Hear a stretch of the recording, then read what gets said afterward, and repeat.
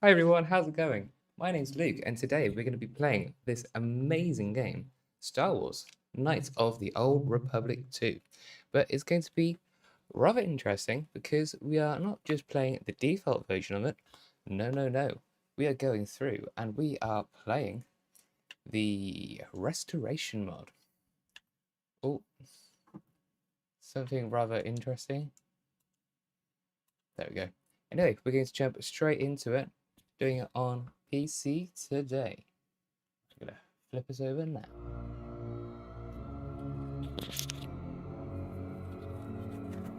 I've been looking forward to playing this.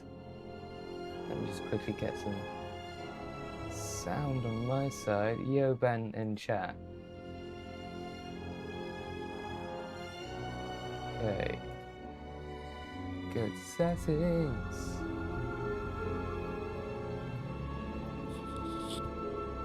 Ah, fantastic. I'm suddenly monitoring myself. I do not want that.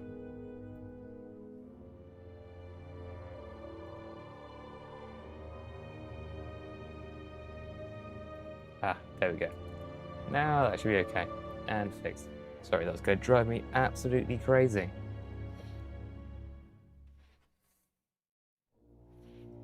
Okay, it's time to hop in. Hopefully that is the right volume. I'll grab my controller. I guess we're going for a new game. Oh, okay. This is where the decisions have to be made. Is that coming through as mono? Better make sure quickly.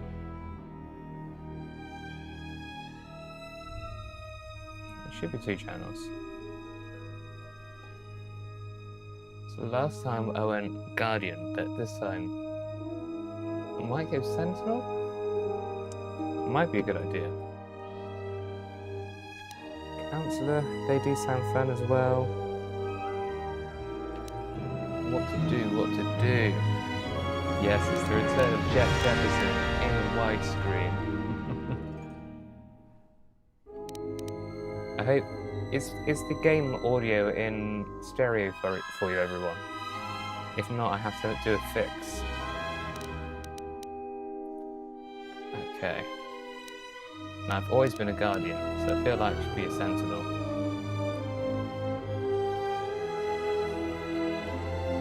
Quickly put my audio over. Yo, Mark, lovely to have you here.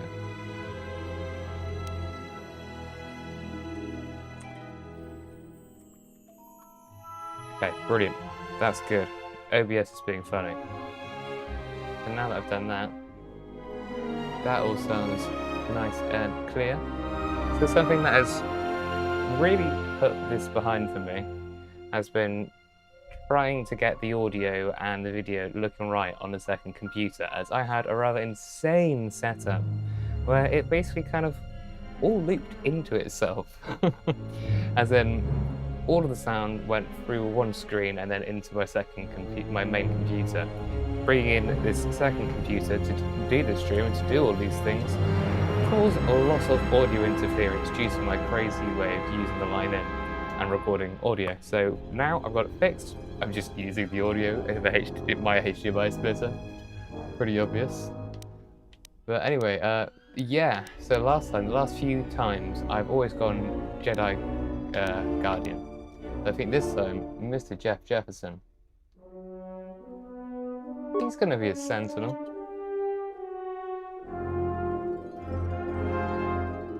I feel like that's the right move for him. Okay, let's start building out. Or can I? Okay, custom character. Portrait. Come on, where's Jeff? We know what Jeff there is, Mr. Jeffrey Jeff. Oh, use my controller. Hang on.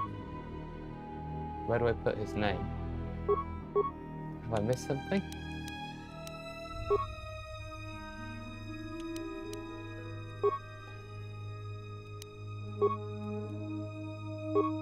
Okay, portrait. Also, my main keyboard broke, which is a bit of a nightmare. It's going to be really interesting to see all of the new content in this thing. This is going to be good Jedi. I feel like going to put good amount into wisdom. Episode 2 Obi-Wan, yes. Anyway, I'm going to disappear for a bit, but please don't forget to drop a like, subscribe, all of those things. Maybe become a channel member. Drop a super like. Someone did that the other day. That was absolutely amazing. Anyway, I'm going to disappear.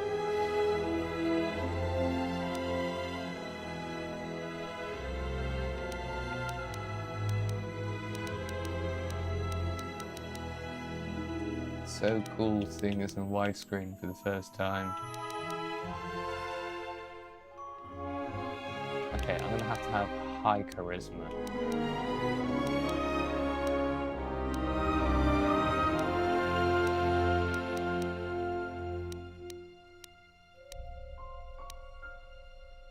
Hey, fantastic. Thank you so much for dropping the like mark.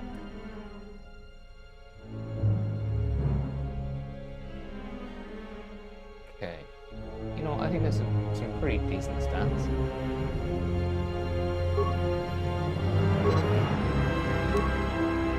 Oh. I mean, a lot of this is conversational, so I'm going to put a load in persuade.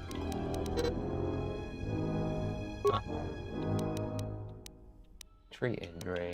Always need one in security. One in demolitions.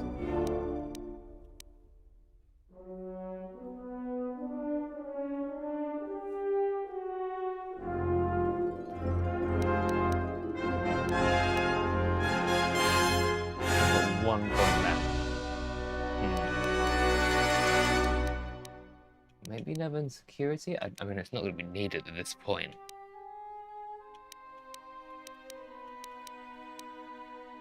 Okay, let's put one in computer. Wow. I feel like I need to change the resolution just so I can see it a bit better. This is crazy. Okay, so what are the conditions of this game?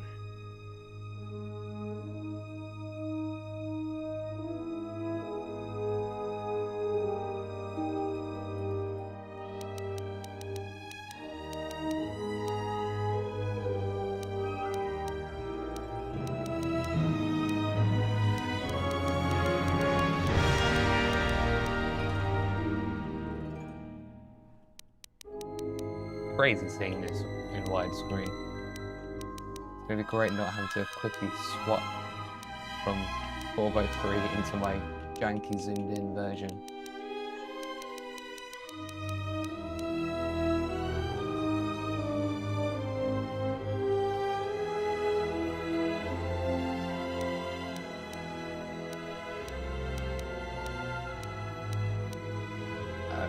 Okay.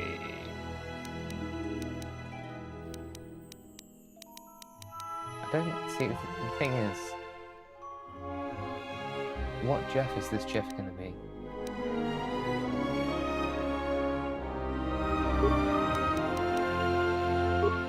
Yeah. No, that is not the name.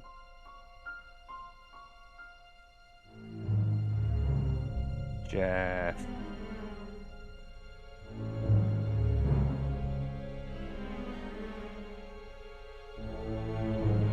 Okay.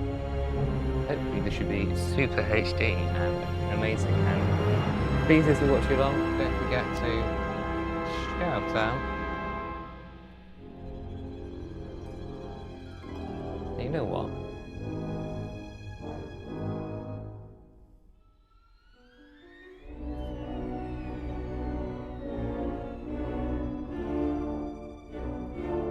Let's do this, everyone.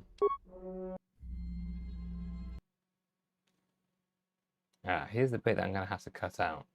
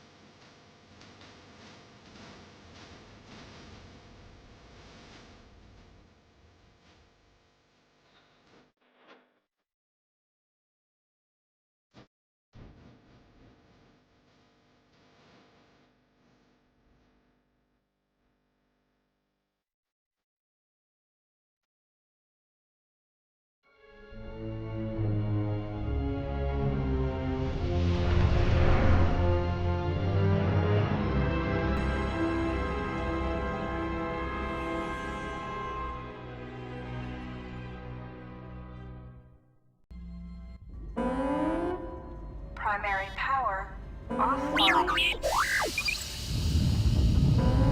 Hyperdrive offline. Multiple hull breaches detected. Proximity alert.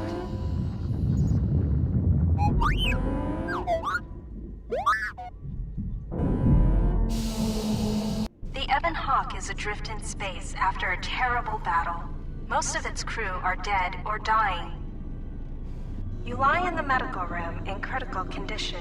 You won't survive long without medical attention. The hyperdrive is damaged. Main power must be restored in order to bring the engines online and dock with the nearby Paragus mining station for much-needed repairs. Your fate, and that of the Ebon Hawk, depend upon T3M4, a lone astromech droid. Return to this location at any time to skip the prologue.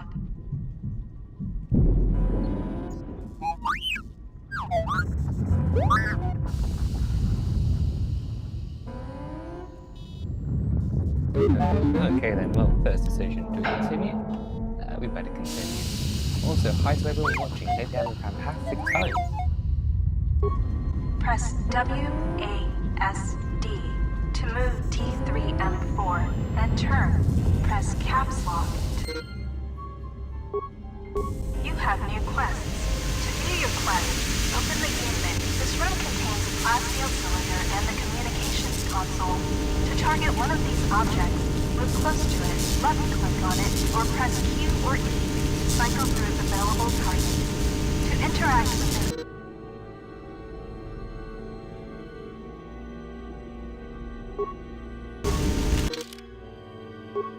Okay, so my controls are inverted.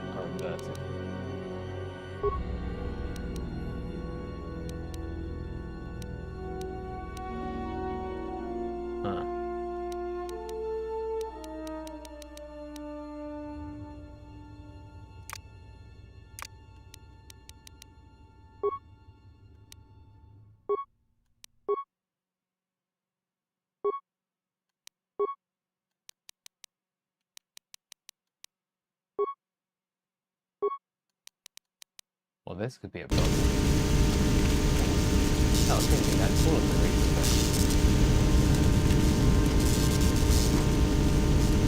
you will come across many containers, some of which will be locked.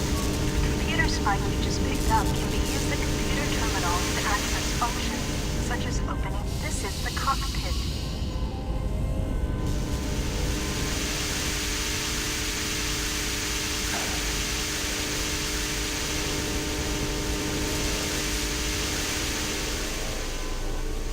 Beyond this door is the main hold of the Ebon Hawk. This door appears to be locked down.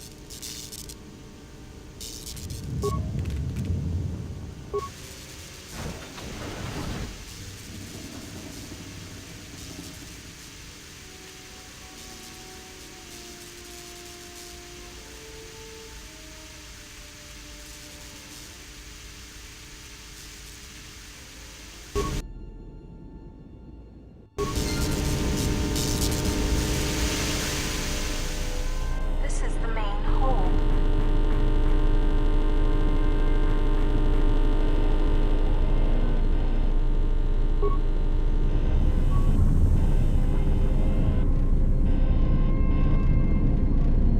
This old woman appears to be dead.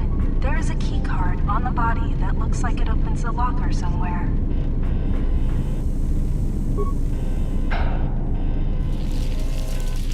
You can hear a banging noise coming from the other side of the door to this storage compartment, but the door is sealed shut and cannot be opened. Your security skill is too low to open this footlocker.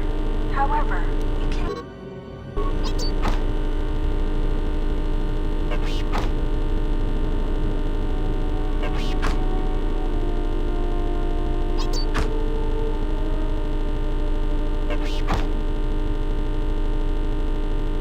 Sometimes bashing or blowing open a container will break some of the items in the container, but you can use even broken items. They can be turned into... While some doors can be bashed open or cut open with a lightsaber or cutting tool, some doors This blast door is magnetically sealed and cannot be opened.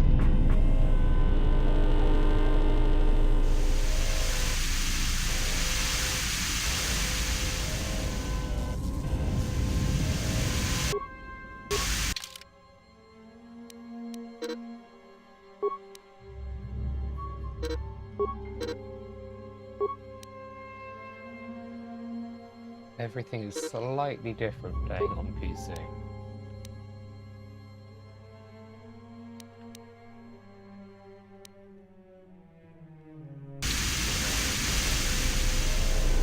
This is the main hold.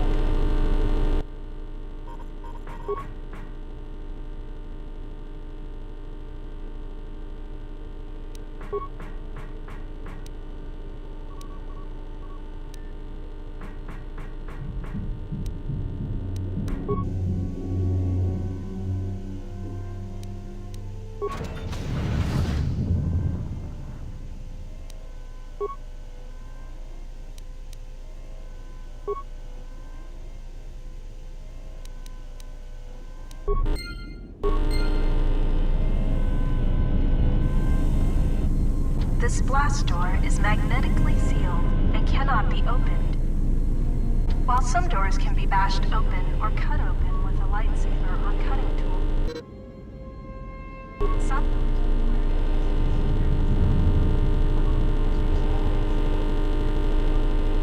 door. If you need help exploring the Ebon Hawk, access the map screen by pressing M. This lift will take you to the outer hull of the Ebon Hawk, where you will find many parts and mines to use for accessing and repairing the hyperdrive. Use the lift controls to go up.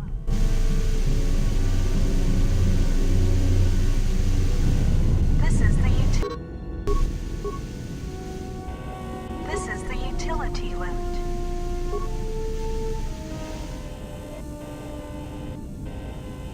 This is the utility lift.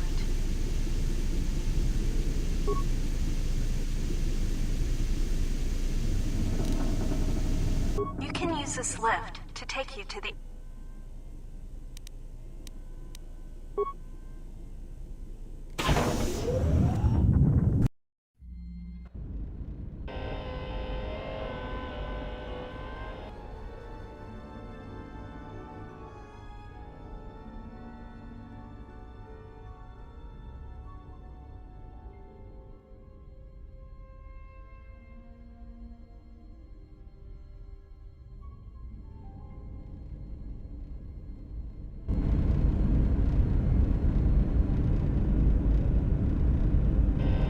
This is the starboard side of the Ebon Hawk. This open hatch has some parts that will be useful for getting main power restored. This busted engine port has some needed parts for the Ebon Hawk's hyperdrive. Take the parts here back down below to get main power restored. Don't forget to explore. This is the port. The bubbles ahead indicate mines that you've detected automatically with your awareness skill. Some mines require higher awareness to detect. Approach mines carefully. They will blow up and damage you if you get too close. You can use your demolition skill to either disable or recover these mines.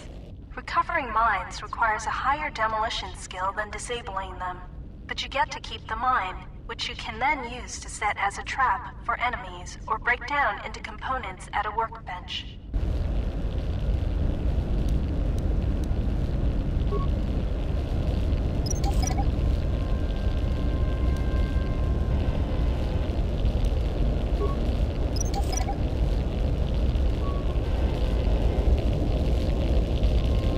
You can use the explosive device in this missile to blow open the engine room door inside the Ebon Hawk. This will give you access to the hyperdrive. After you plant a mine, back away quickly so that you do not take damage.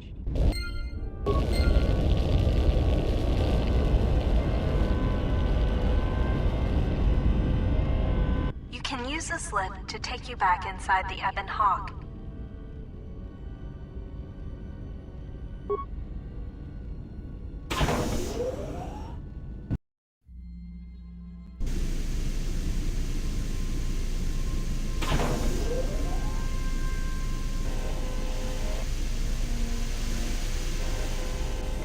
engine room.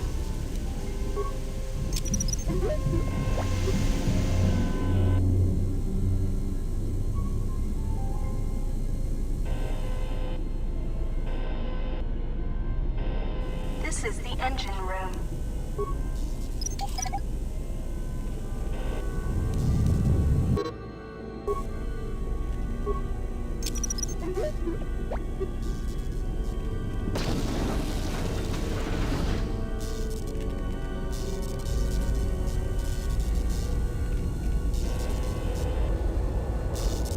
The starboard engine is badly damaged. Fixing it won't be possible until after docking. The hyperdrive is suffering badly. You won't be able to make the jump to light speed until it is fully repaired, and you do not have the needed equipment here on the Ebon Hawk. However, you should be able to rig the hyperdrive to restore primary power and bring the port engine online. This will allow you to dock with the Paragus mining station for full repairs.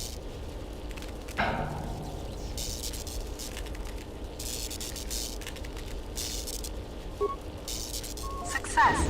The hyperdrive is online. Primary power is restored. Only one step remains. Return to the galaxy map in the cockpit and travel to Paragus.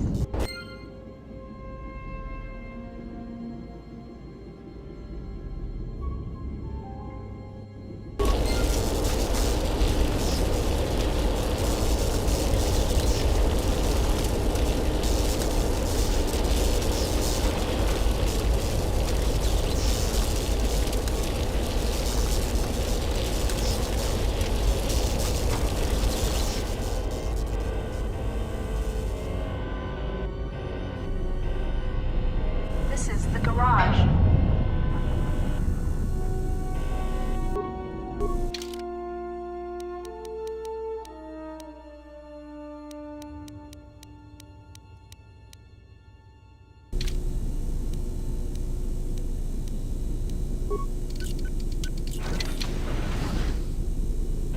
This is the medical room.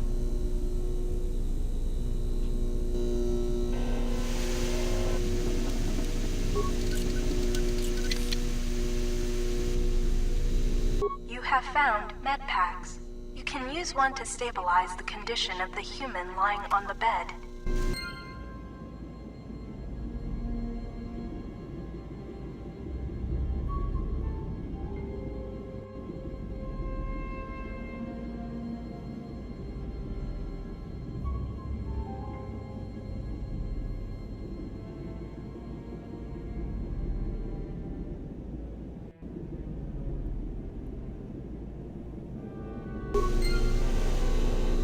The med pack can stabilize your condition.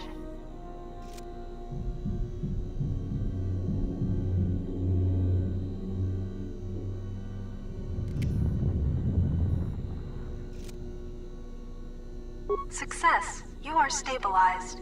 To recover fully, you will require the medical facilities at the Paragus mining station, but you are not in any danger of dying from your wounds right now.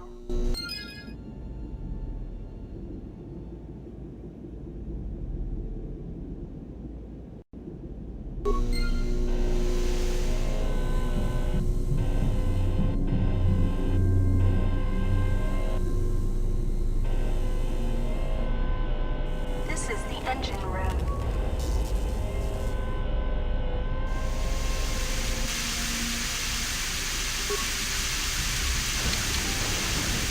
This is the cargo hold. Talking to other characters is much like using the computer console in the cockpit.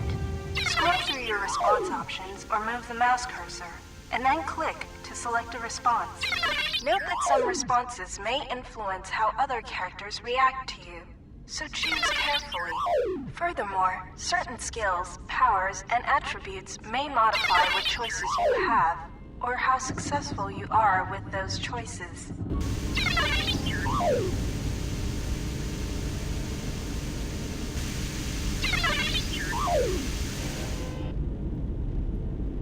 CFD is malfunctioning.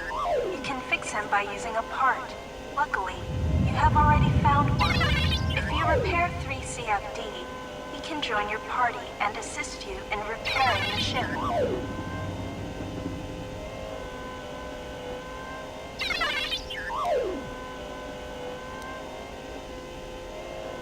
Success! You have fixed 3 CFD. Now he will join your party.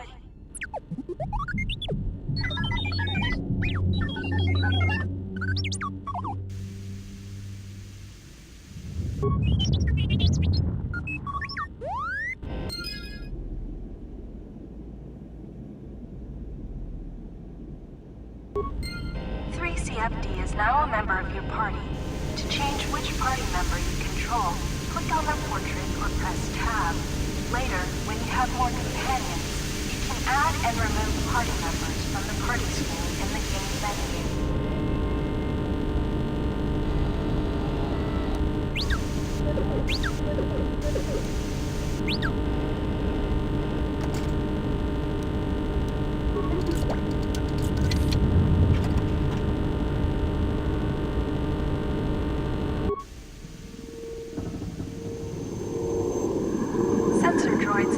From this box when you opened it. These droids will make for excellent target practice. Use the weapon from this container to attack the droids. You can equip a weapon from the equip screen. To open the equip screen, click on the blaster icon in the top right area of the screen.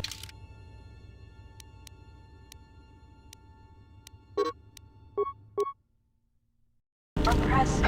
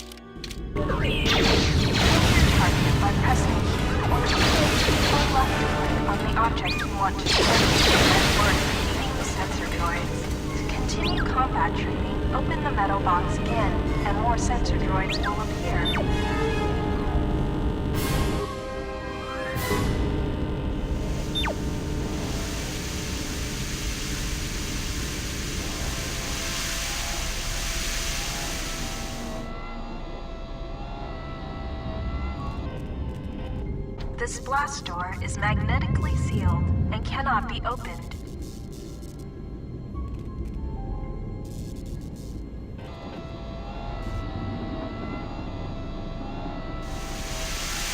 This is the cargo hold.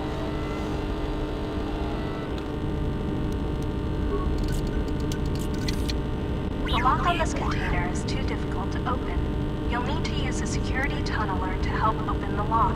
Look in the unlocked cylinder next to this one to find security tunnelers.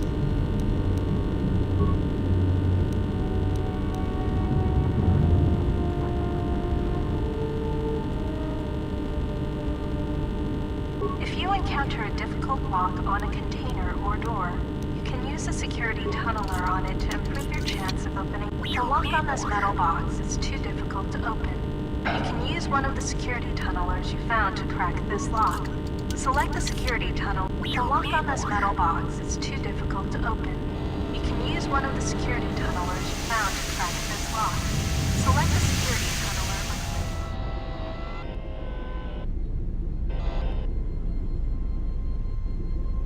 You have a G10. This is the garage. To access the area beyond this door, you will have to use solo mode, default V. Click the solo mode button at the bottom right area of the screen. While in solo mode, move 3 CFD to the security computer to open the door for you.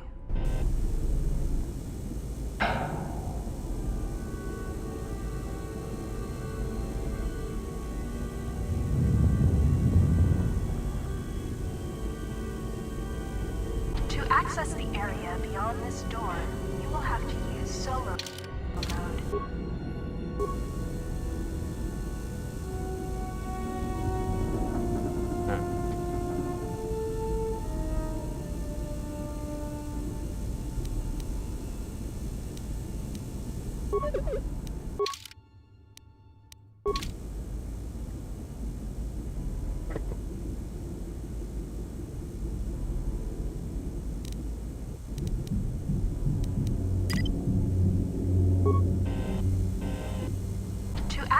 area beyond this door, you will have to use solo mode, default V. Click the solo mode button at the bottom right area of the screen. While in solo mode, move 3CFD to the security computer to open the door for you.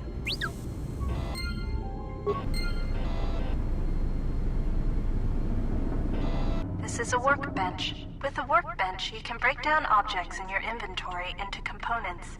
You can then use the components to create repair kits, weapons, armor, and upgrades. Because of the damage to the Ebon Hawk, this workbench has limited functionality. You can still use it to create a repair kit, which you can use to repair yourself. Use the workbench to break down the items you've found into components. Then use the components to create a repair kit. This is the garage.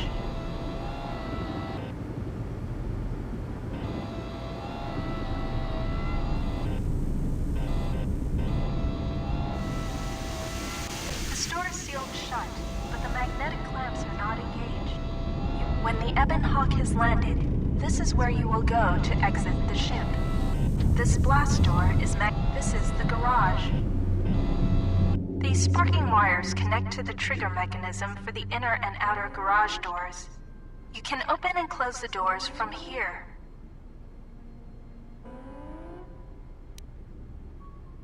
You can't open the inner garage door without depressurizing the rest of the Ebon Hawk. First, you will need to close the outer garage door. Do you want to do anything else here?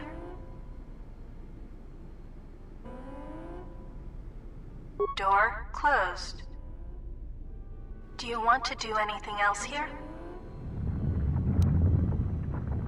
Door opened. Do you want to do anything else here?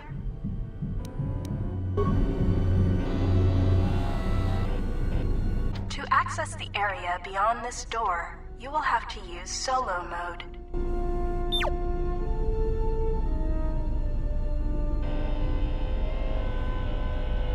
This is the engine room.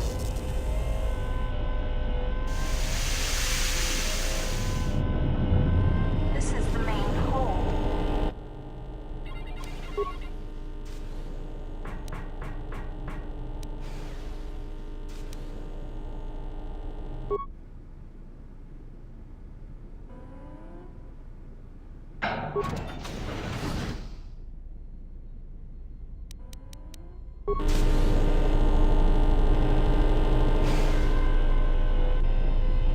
This is the main hold.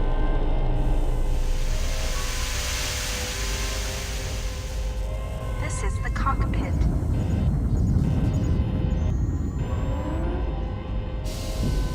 You can now plot a course to the Paragus mining station.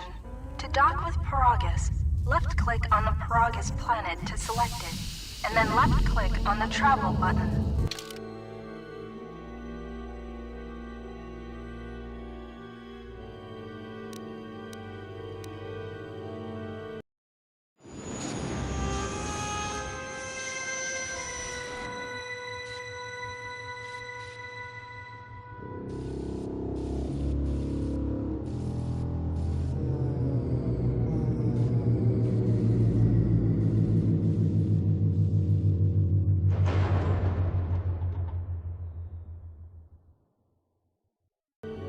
The sensors show the door to the storage compartment is being sliced. There is someone, or something, else alive on the Ebon Hawk.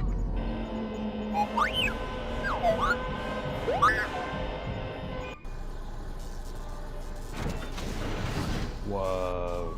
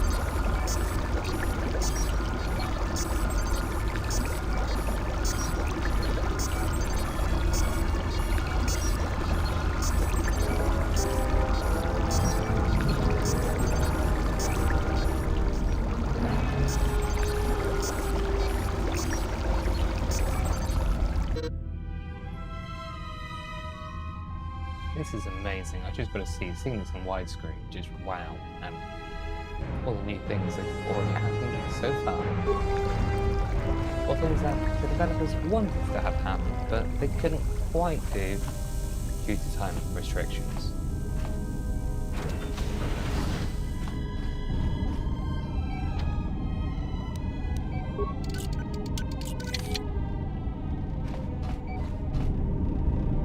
Looking up and down works, which is crazy, but it's also inverted.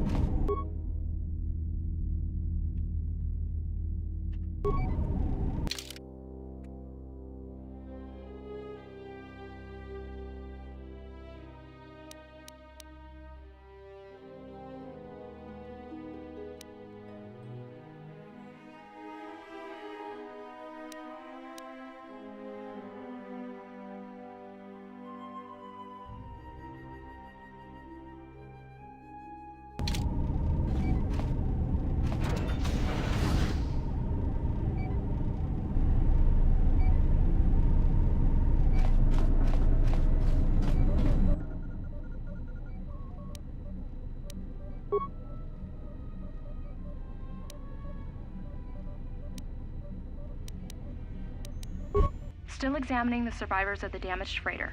Looks like it goes by the name of the Ebon Hawk. Only one survivor, placed in the Colto tank for recovery. The carbon scoring on the vessel suggests it was in a battle, but no indication of who fired on it. Couldn't get much from the Nava computer. I'm surprised the ship was able to make it inside the Paragus asteroid field without the asteroid drift charts. Aside from the lone survivor, we recovered an old woman. No life signs. There was also a protocol droid and a utility droid on board. Sent both down to maintenance while security sorts through the other items on the ship. It looks like the utility droid, a T3 unit, was able to get the ship working enough to get to the colony. We're prepared to...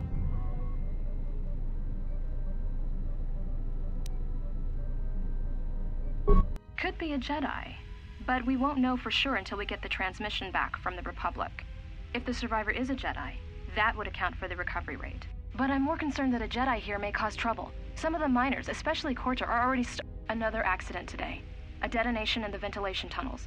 If the lockdown measures hadn't activated, the whole facility would have been destroyed. Got most of the injured to the Colto tanks in time, but the rest had to go to the morgue. One of the wounded said a droid caused the accident, but we couldn't get any specifics.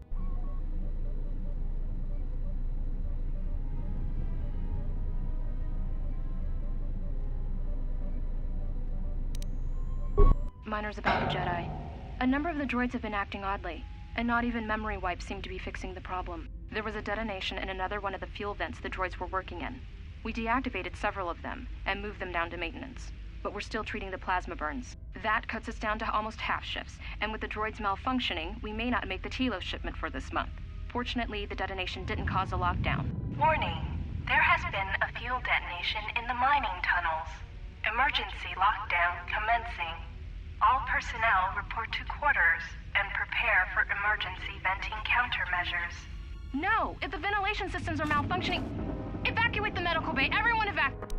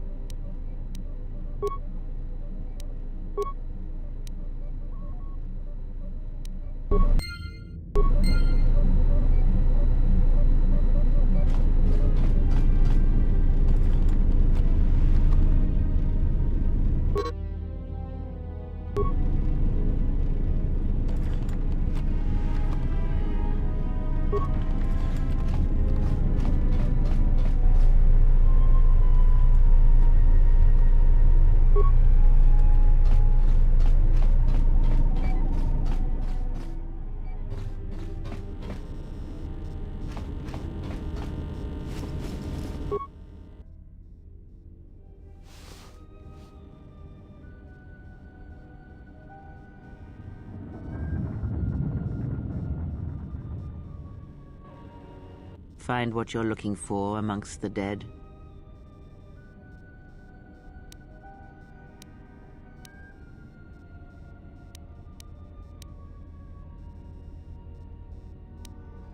Yes, I had hoped as much.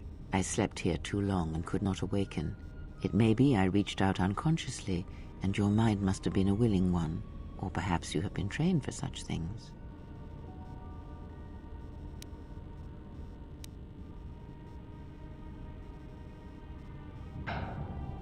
I am Kreia, and I am your rescuer, as you are mine. Tell me, do you recall what happened?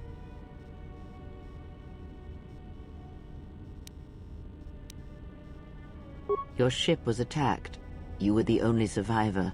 A result of your Jedi training, no doubt.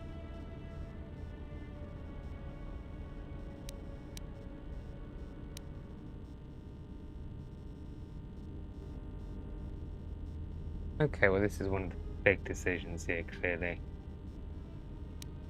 I'm not going dark side. I think I'm just gonna, let's just wing it. I think it's he's gonna be Jeff Jefferson.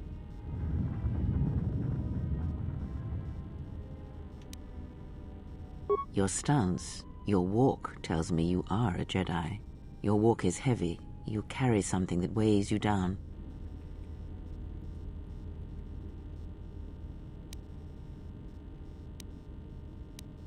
So it would seem. Keep your past and let us focus on the now.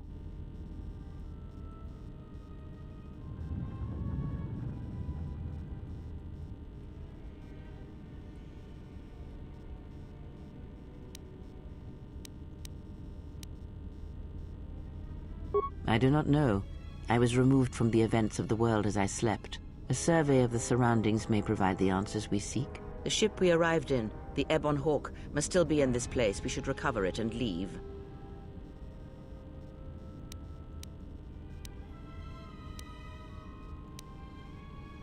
We were attacked once, and I fear our attackers will not give up the hunt so easily. Without transport, weapons, and information, they will find us easy prey indeed.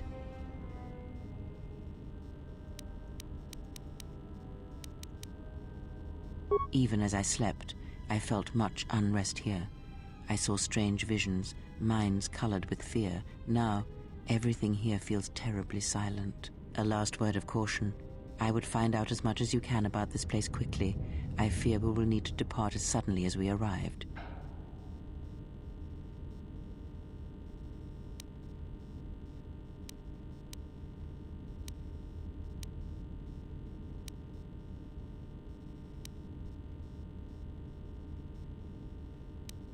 You may wish to extend your search to some clothes, if only for proper first impressions.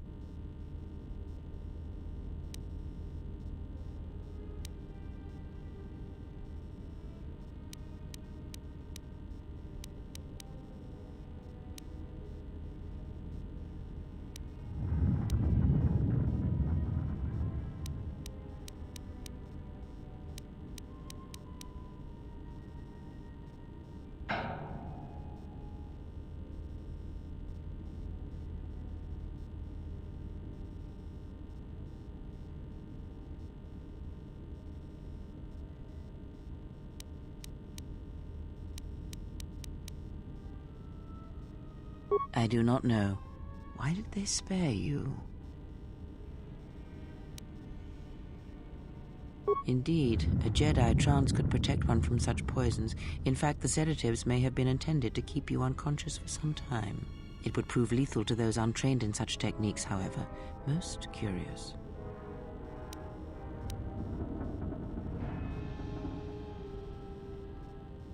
And so do you. Perhaps we could discuss it at length later on. Now we have other concerns, among them finding our new enemy.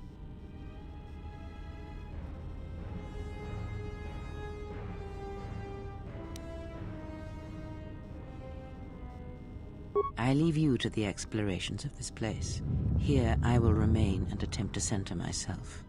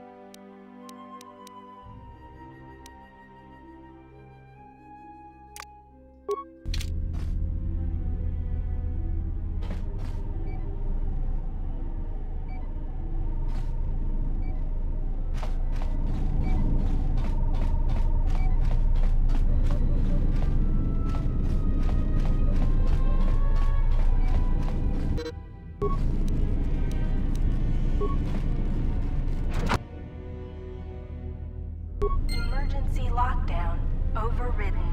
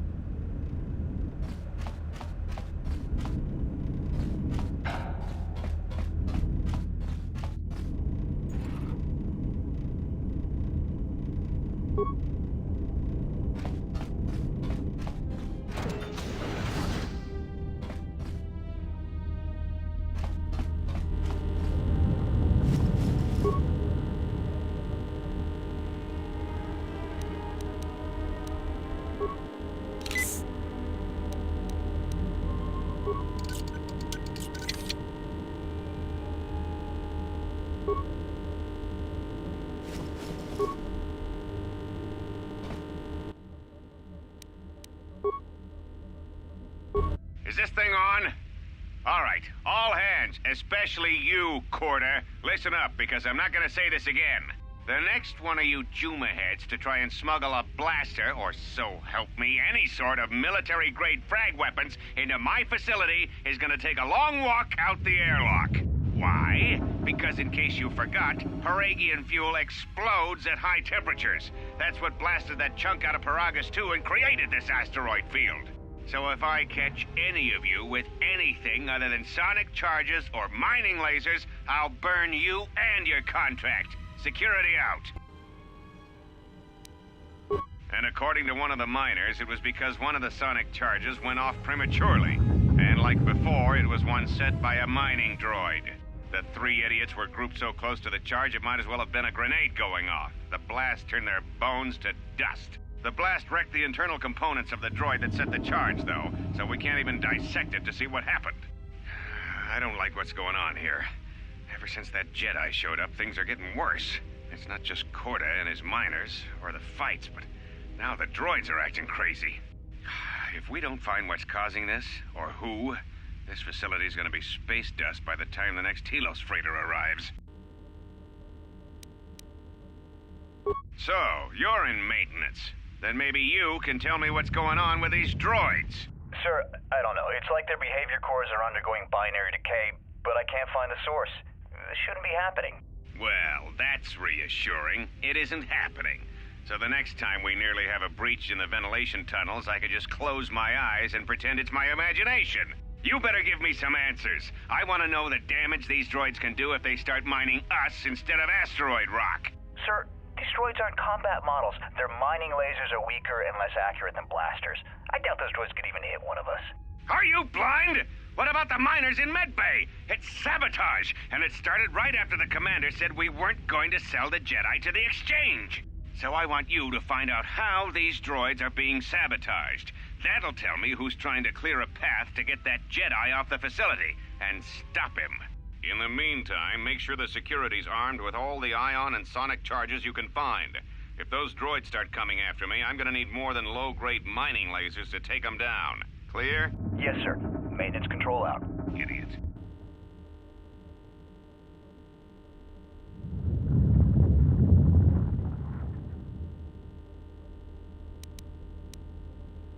I installed an override switch to shut down any droids on this level, just in case someone locks me out of the administration console. As added insurance, I tied the override switch into the circuit to the holding cell door. It'll make sure it can only be opened if all droids in the level are shut down. I doubt Corda or any of his men have the skill to pull off something like this, but I'm not taking any chances while we're sitting in the middle of this asteroid minefield. Whoever's responsible won't be able to have the droids rescue him after I lock him up. Nothing will cut through that door. He'll be trapped.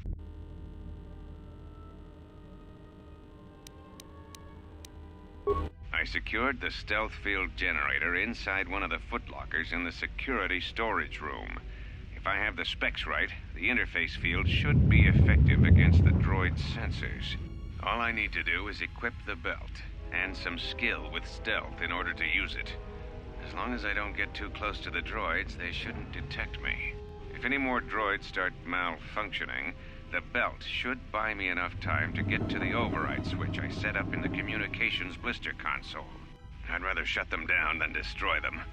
I want to find out how these droids are being sabotaged, maybe even turn them against whoever's sabotaging them.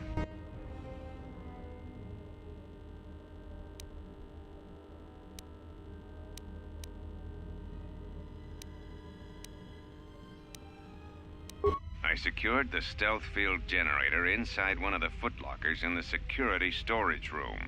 If I have the specs right, the interface... All I need to do is equip the belt, and some skill with stealth in order... If any...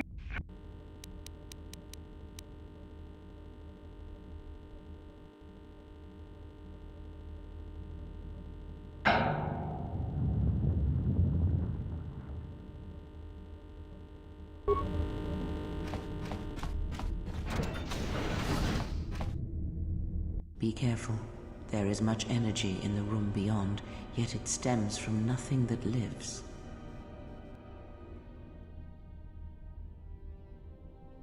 Can you not sense them? Reach out. Cast aside your sight. Cast aside what you see, and instead reach out with your perceptions.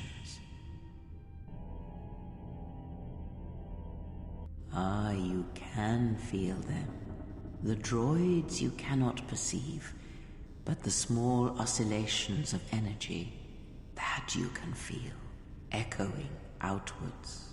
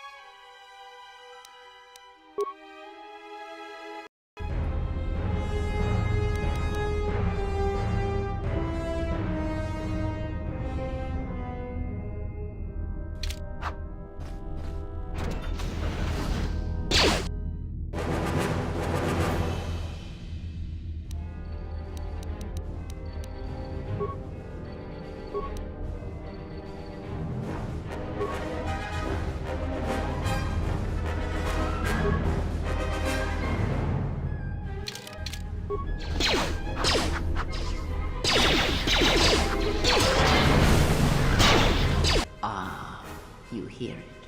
It is faint, but it is there.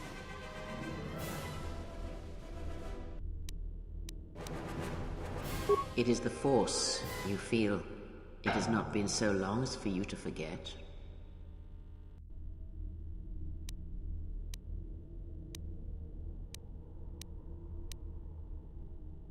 Do not turn away from it. Listen. Feel it echoing within you. Come. I shall guide you down the familiar paths. You will need it if we are to survive and escape this place.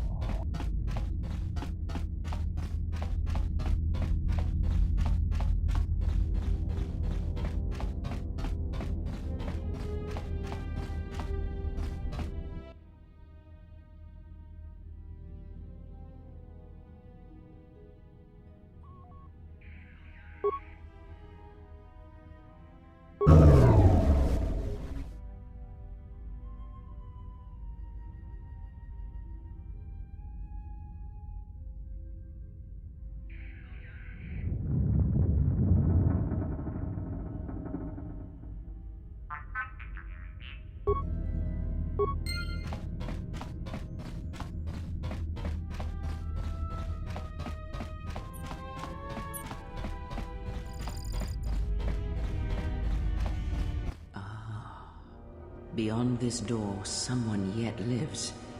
Be mindful. His thoughts are difficult to read. But you have nothing to fear from this one, and he might yet prove useful.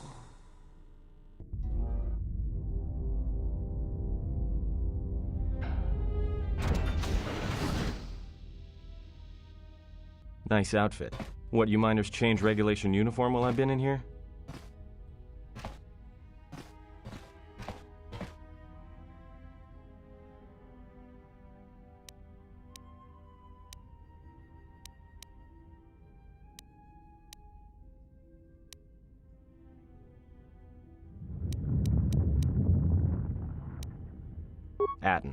Atten Rand.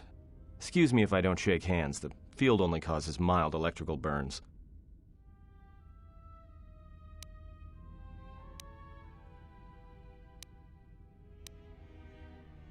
You mean before or after that Jedi showed up? Either way, it's a real short story. You see, this Jedi shows up, and you know what that means. Where there's one Jedi, the Republic will soon be crawling up your ion engine in no time. But the story gets better.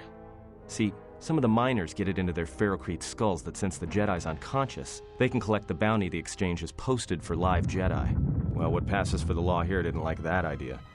So the two groups started fighting. Then there was some big explosion, and then I was sitting here for a long time, waiting for some half-naked miner to show up and ask a bunch of questions.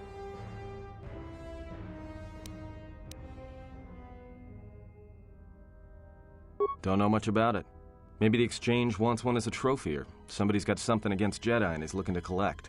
Not many Jedi left. Wouldn't surprise me if the bounty's pretty high.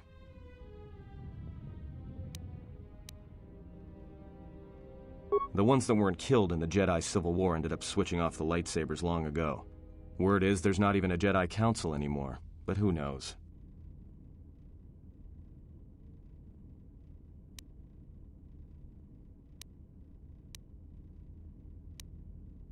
Yeah, Revan, Malak, and the Jedi that went to join them in the Mandalorian Wars. They turned against the other Jedi and had a scrap that almost laid waste to the galaxy. Where have you been?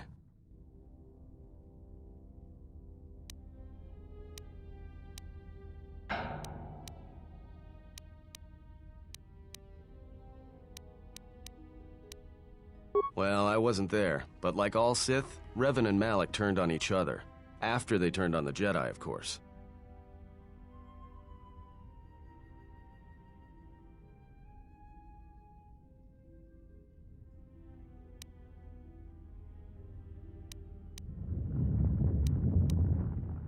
I guess.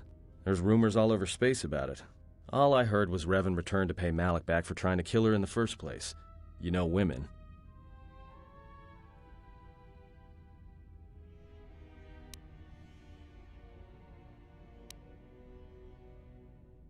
Maybe you're right. Maybe I just hoped Revan was a woman.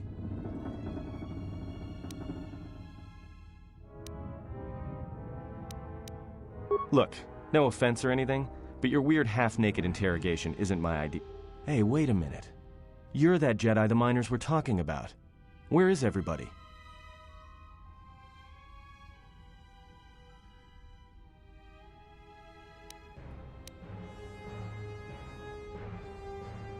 The miners can't all be gone. But if they are... Look, hey, let me out and I can help you. I can. I've gotten out of trouble countless times.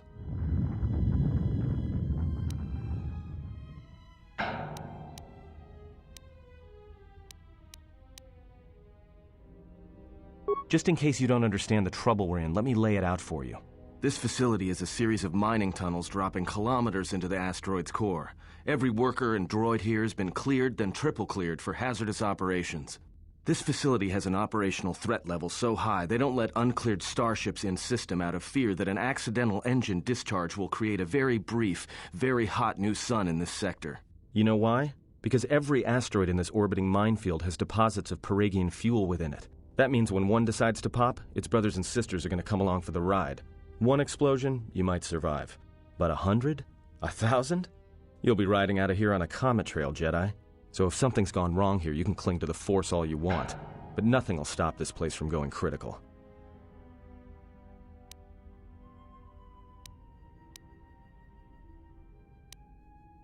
This facility isn't a military installation, which means we may have a chance. You shut down this cell security field, and I can reroute the emergency system so we can get to the hangars. We grab a ship, and then we fly out of here.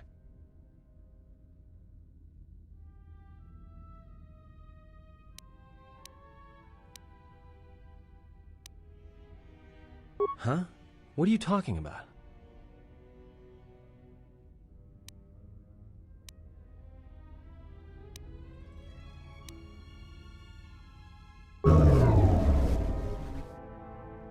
Great. Now to business. Let's get to the command console.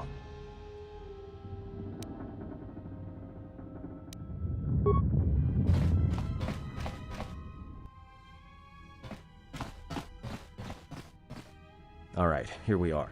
Now this console is set on automatic hail. You may have heard it when you came in. The asteroid drift charts are constantly being updated, so it sends out a transmission to incoming vessels so they don't get crushed into space dust. The hail warns them to keep their distance until orbital drift charts are transmitted, and then provides docking instructions to incoming ships, usually freighters. Thing is, you can bounce that same transmission back to the comm here, and suddenly you've got access to the communication system from the inside.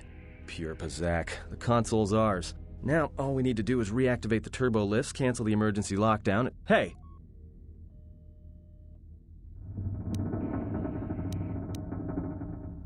This system's been severed from the main hub, after it was locked down from remote. You can't even reroute the system, it's been cut clean.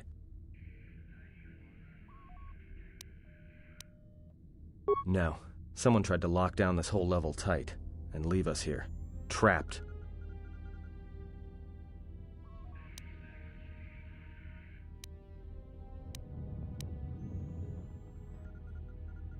I doubt it.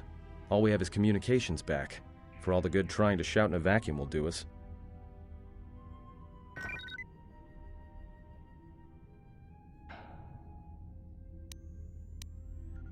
We could try, but if the miners were trying to trap you up here and probably kill you, why not call them and chat?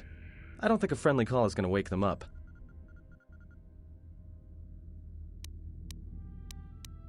Be my guest. Not much else we can do. The comm's all yours.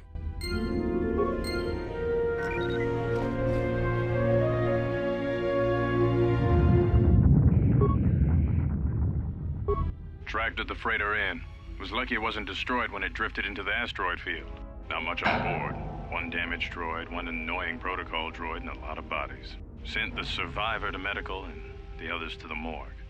Didn't recognize the ship's ID code, so we transmitted it to the Republic for some answers. Questioned the protocol droid about what happened. Says his master, the survivor, I guess, was on the Republic ship the Harbinger when it suffered an engine failure. He says the survivor was a passenger on the vessel and a Jedi. If so, that's gonna mean true.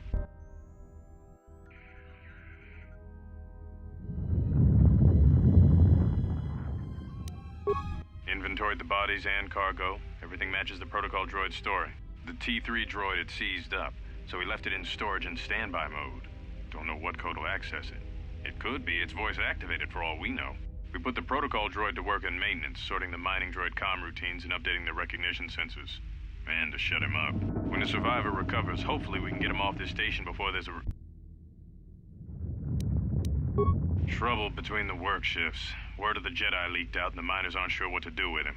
Corda's mining crew wanted us to collect the credits for the bounty the Exchange has on Jedi, but I put a stop to that. We're contacting Telos to get the Republic records on the Jedi, but nobody will... No word from the Republic. But I've sent out a broadcom transmission for records on this Ebon Hawk. One of the miners said it used to be a smuggling vessel. Accidents are making the miners restless.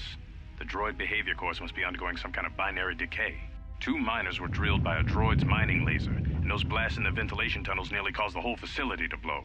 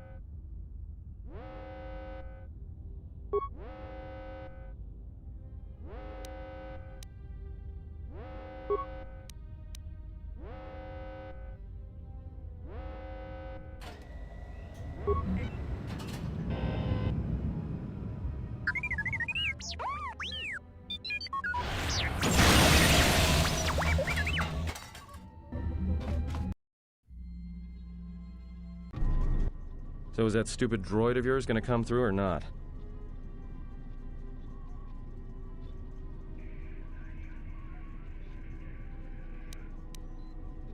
Well, I'm beginning to think I was a little better off in my...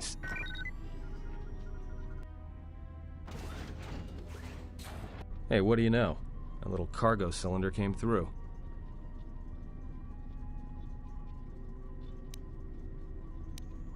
If he got the turbo lifts working, then we should have a clear run to the hangar.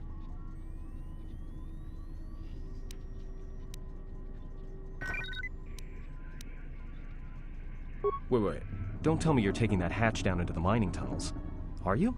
That explosion I heard came from below. There's probably nothing down there except superheated rock and collapsed blast tunnels. You'd be an idiot to go down there.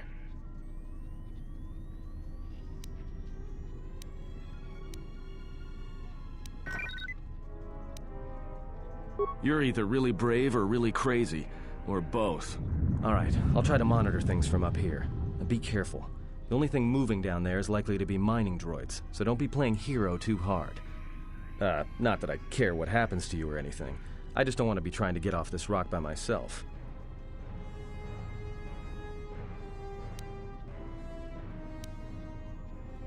I'll keep the comlink open. I may be able to guide you through the tunnels from up here. Don't know if the signal will hold if you get too deep, though.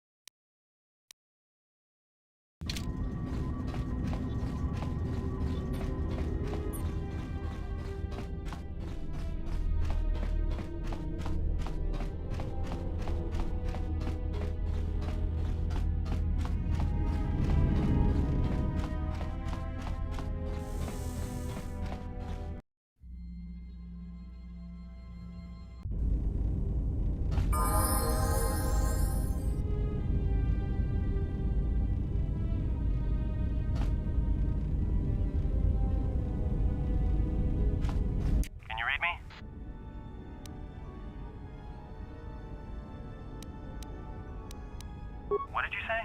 Your signal's crammed with static. There's a lot of interference down there, probably caused by that explosion. Still, it looks like there's a route down to the Paragas fuel depot. If the passages haven't collapsed, that explosion knocked out most of the sensors. There should be an emergency crate in the next room. Watch yourself. There's a lot of droid broadcasts in that area, but I can't pin them down.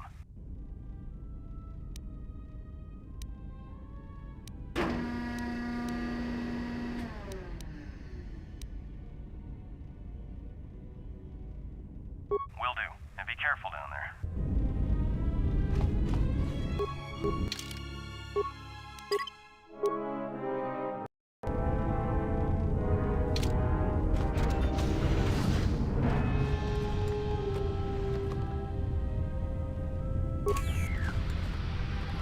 Find the emergency supplies?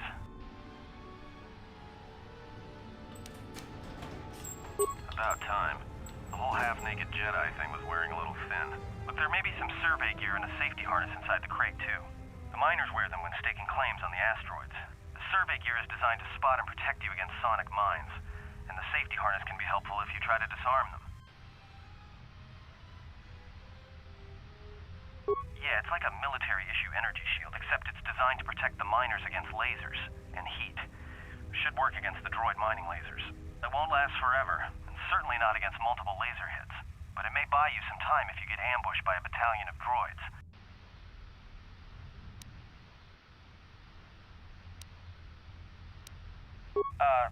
Just one more thing.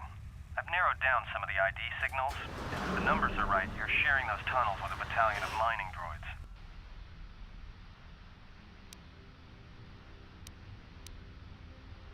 Well, these are construction models.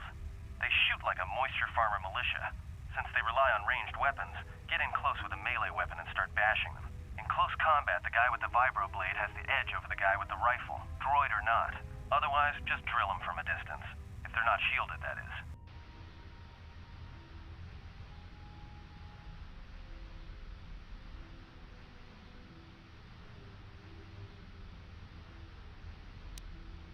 Yeah, it's possible some of the droid models may have mining shields on. If so, the shields may absorb laser fire. You can usually tell when a shield is active. It'll make an electrical field around the target. If they activate a shield, the best thing you can do is hit them with a melee weapon or try to burn out the shield with continual fire. But that could take a while, and it leaves you a target.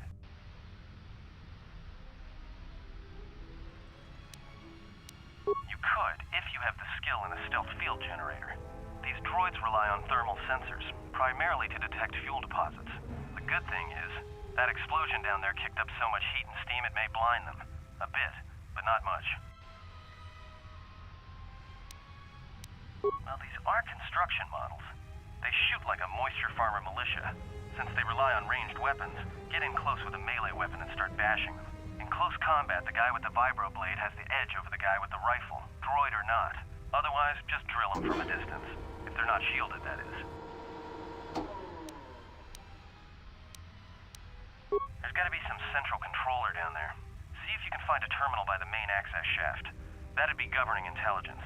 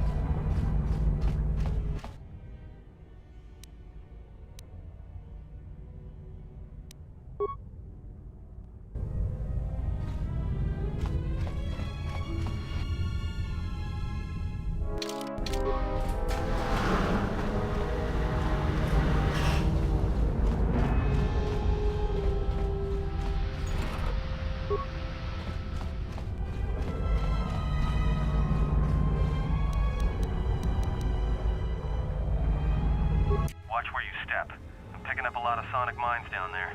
Don't run unless you have to. It makes them harder to spot. If you have any skill with demolitions, you might be able to recover them and use them against the droids. That is, if the mines don't get you first. If you have survey gear or a safety harness, put them on. They'll make spotting and disarming the sonic charges a little easier.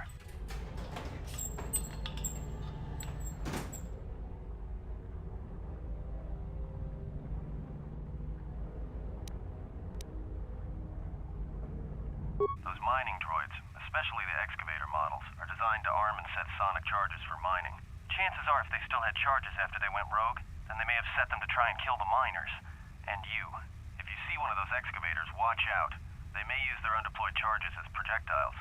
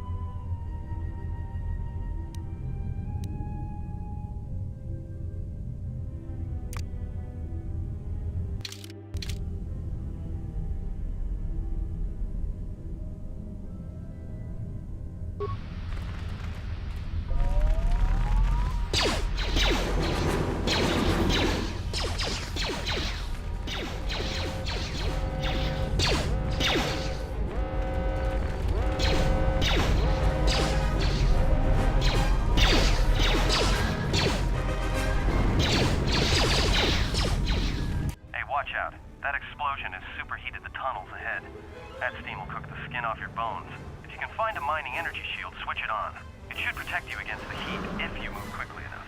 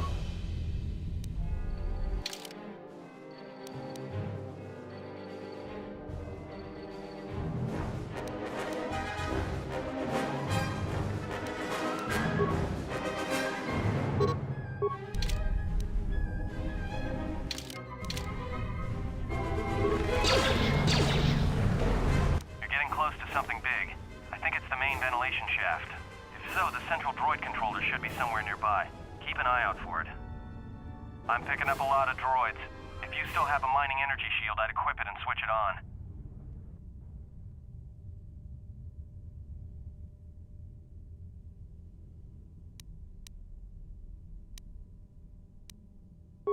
Sensor?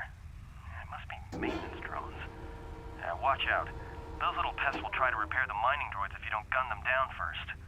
Still, it's odd they're still active after the explosion. They don't have the same shielding as the mining droids. Be careful of those droids. I don't like this.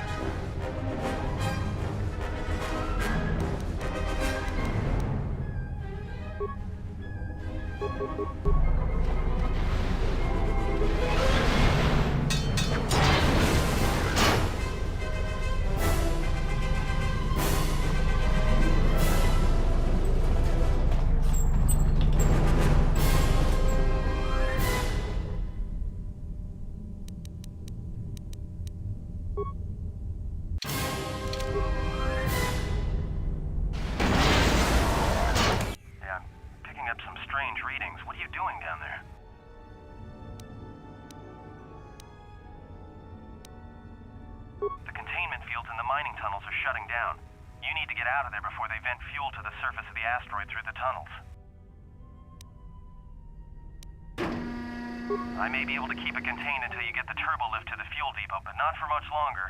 I'm locking down the turbo lift to the administration section now to keep the blast from spreading. If you've got anything left to do down there, make it quick, because where you are is gonna get real hot, real soon.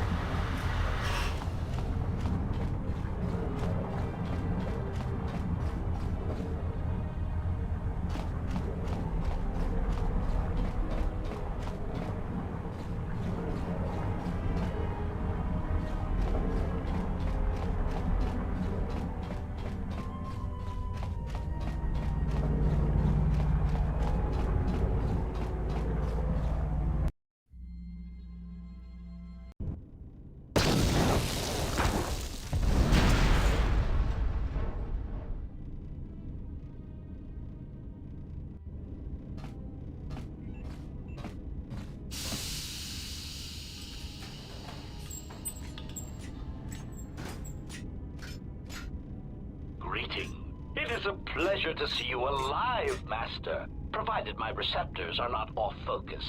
How may I be of assistance?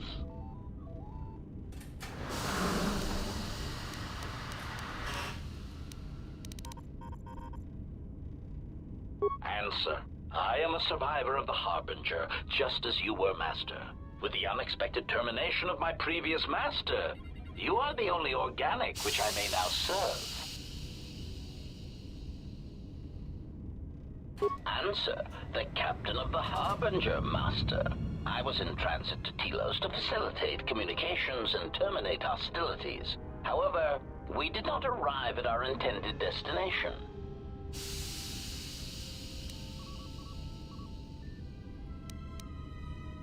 Irritated answer. Oh, Master, it is such a long, dull story, and not terribly relevant to our current situation.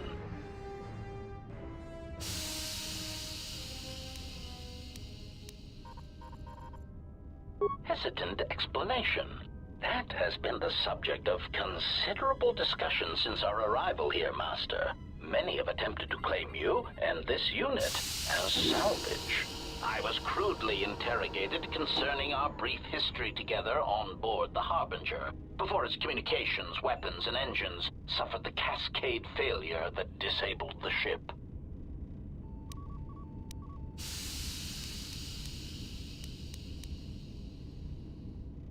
Speculation. It is possible you were incapacitated and locked in the well-shielded cargo compartment as the Harbinger was being systematically crippled, Master. Clarification. Yes, Master. No doubt the flurry of destruction on board the Harbinger somehow drugged you into a stupor from which you could not awaken. Most curious.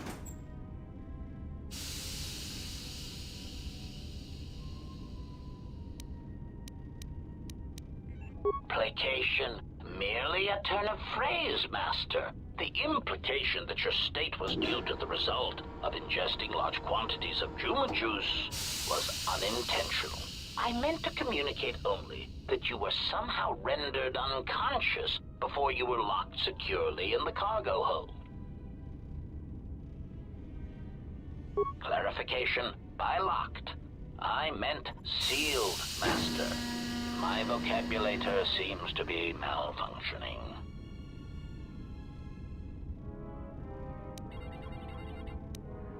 Recitation. Following the unusual set of coincidences that led to the cascade failure in the Harbinger's systems, we were boarded by a small freighter with unknown ID codes. It appeared that this freighter had been attacked, and the captain wanted to study it. This freighter appeared to be still spaceworthy. Your cargo compartment was breached, and you were taken on board the freighter shortly before the Harbinger's systems began to go critical. I, too, managed to board the freighter before the Harbinger's destruction. We were most fortunate to have survived, Master.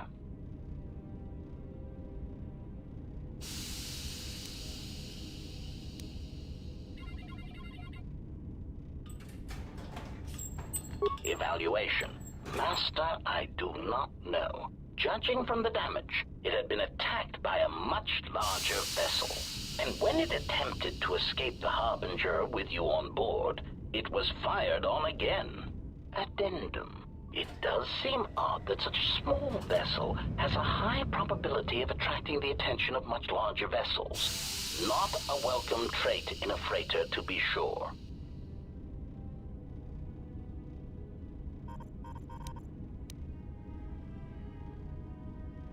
Explanation? I believe it was a smuggler's vessel by the name of the Ebon Hawk. Speculation. As to its purpose, I do not know. Perhaps it was always its intention to play dead, then kidnap you off the Harbinger and rob me of my bounty. Clarification. By bounty, I refer to your life, Master. It would pain me to see you damaged in any way. That is why the arrival of this Ebon Hawk caused me considerable distress.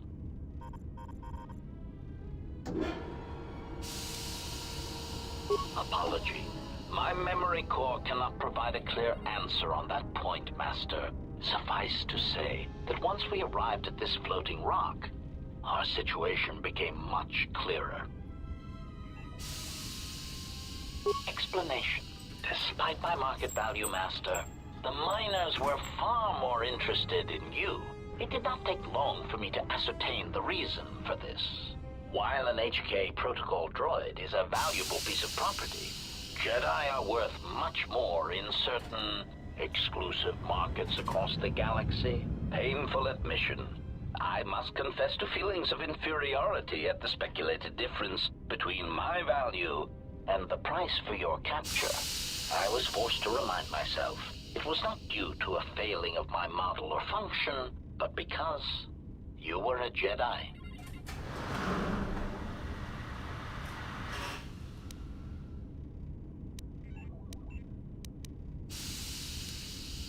Surprised answer. Why, I told them, Master. You are the exiled Jedi who served with Revan in the Mandalorian Wars, are you not? I hope all that has happened has not been the result of a miscommunication. If so, then the problem lies with the core word databases, which are notoriously spotty.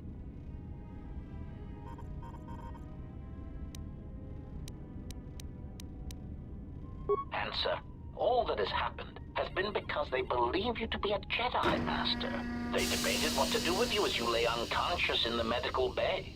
One group seemed intent on selling you as property. The other group opposed this.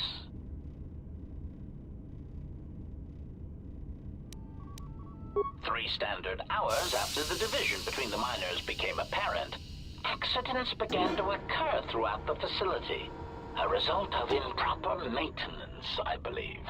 These accidents coincided with the degradation of the mining droid behavioral cores. Crude models are prone to such failures, resulting in murderous rampages. The mortality rate of organics in the facility rose quickly.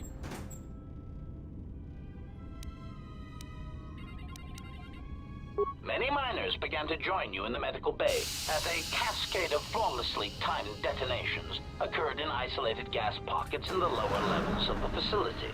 The explosions herded the miners into emergency sections of the station, quickly and efficiently cutting them off from communications and facility control. But sadly enough, not the ventilation systems.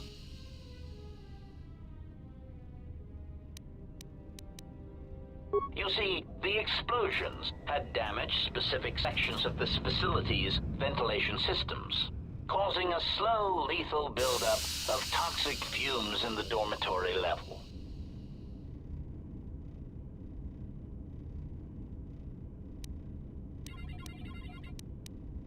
Defensive answer. Master, I am a protocol droid, not a well-crafted assassination droid of unrivaled sophistication. To have carried out the actions that took place here would have required an unusual set of skills. It is highly unlikely I possess the knowledge of how to reprogram the memory cores of base worker-class droids into killing machines, let alone to terminate the organics at this facility, utilizing only Aerotech 500 series laser mining drills and explosives fashioned from proton missile cores.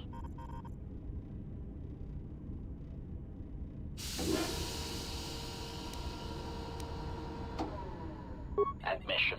I cannot and will not attempt to change your mind, Master. I would urge you to consider that your Kolto tank treatments may have caused some disorientation.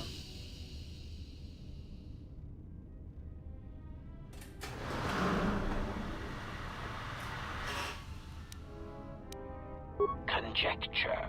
The administration of a large dose of sedatives over a short period of time would likely prove fatal to minors, although not to a Jedi. For a Jedi, it would simply render them unconscious for ease of transport. Quite inventive.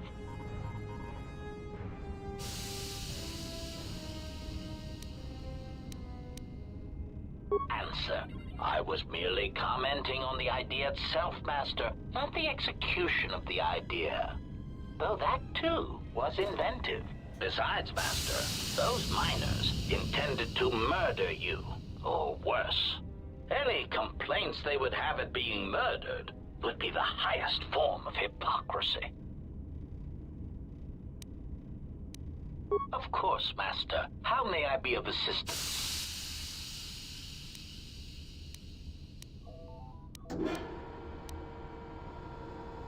Hesitant answer. A T3 utility droid would be a common sight in this facility. It is indeed curious that I have not seen many since my arrival. However, I feel I must inform you that, droid prejudice aside, T3 models exhibit excessive individualism when not routinely memory wiped. This individualism can become such a nuisance that even a droid such as myself is tempted to reduce them to their base components, if not crush them into slag. But enough of my seemingly irrelevant tangent. Where did you leave the droid, Master? That would logically be the best place to look.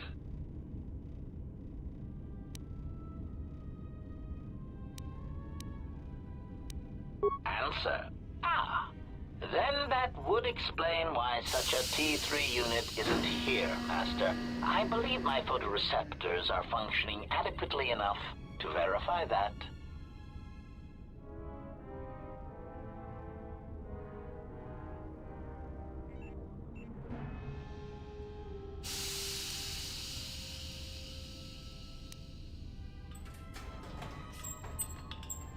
Of course, Master. How may I be of assistance?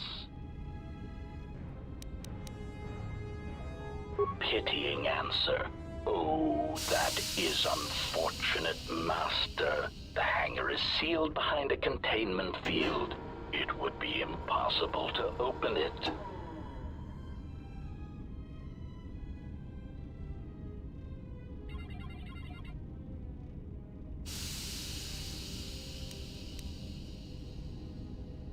Clarifying query. Did the T3 unit go through the door?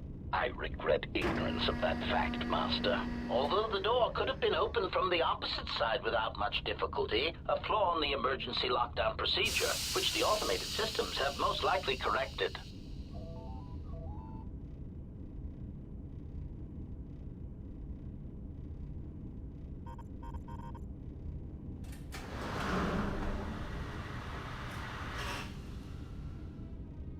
Answer. Only the Paragus administration officer would have such codes, Master. If he hasn't already been murdered in an unfortunate accident, then he is trapped in the dormitory section, which has been effectively cut off from the facility by explosives.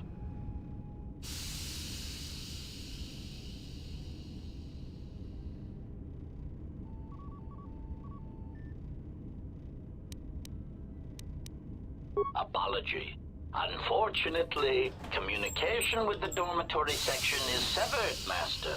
It is perhaps for the best, especially if any other accidents have occurred in that section. If that were the case, the severed comlink would have spared us the satisfaction of hearing the miners' screams as they lived out their last moments in fear and terror.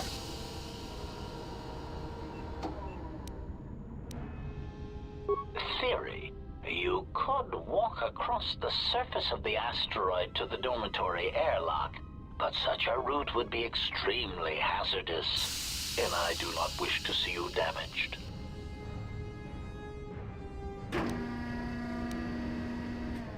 Warning, Master. Continued exploration of this facility may place you in unnecessary danger. I encourage you to return to the medical bay and wait for retrieval from a vessel that is no doubt on the way, even as we continue this pointless conversation.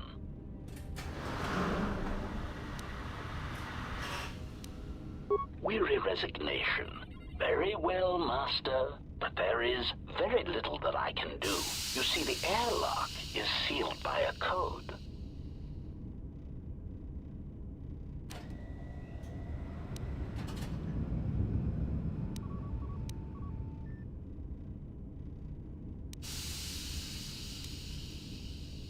Correction. Oh, I already possess the code, Master, but I am afraid that it will do you no good.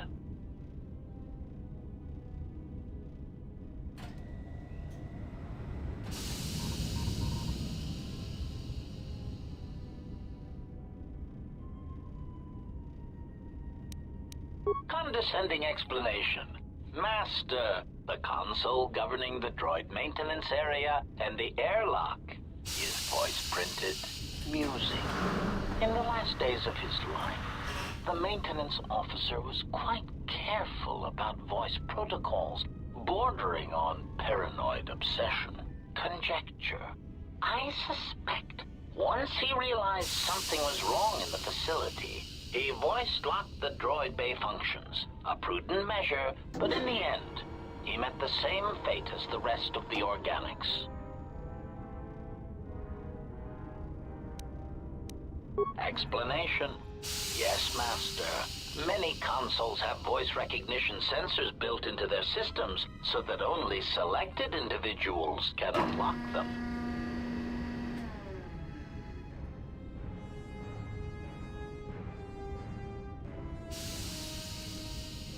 Condescending explanation. Oh, yes, Master. The code is Maintenance Control Voice Print ID R1B5.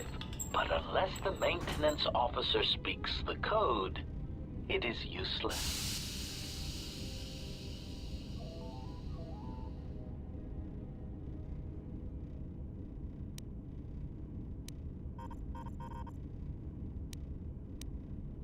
Placating answer.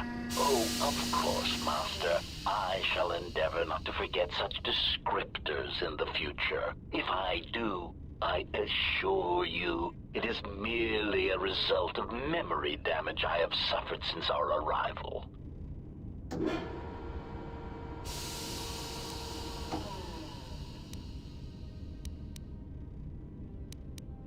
Answer. Master, you cannot.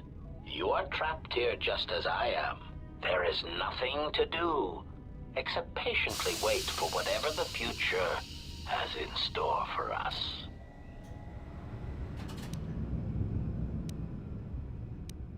Of course, Master. How may I be of assistance?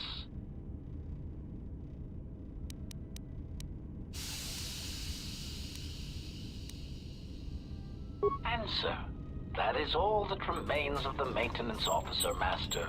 At the end, he was quite incoherent from the pain, and attempts to facilitate communications with him proved useless. I heard his dying screams as the droids he tended turned on him, mining him like a piece of asteroid rock.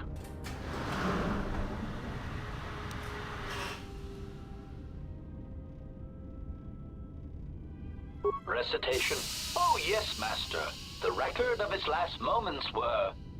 5 droids, burning through the outer door. They're forcing their way into the bay. Please, someone that... Oh no, they're through! Oh, my leg! They're burning through my leg! Oh, stop! Stop, please! Addendum. His remaining attempts at communication are variations in Decibel Master, ranging from frenzied screams to gibbering inarticulate attempts to beg for his life.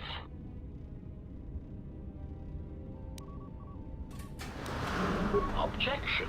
Master, to commit such an act would be in violation of the ethics programming most droids are believed to possess.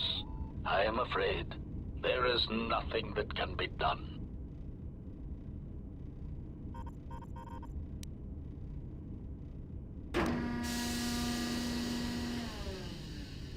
Irritated objection. Master, there is nothing wrong with my communications functionality. I will prove it. A recitation. Maintenance control voice print ID R1B5. There. Was that sufficient, Master?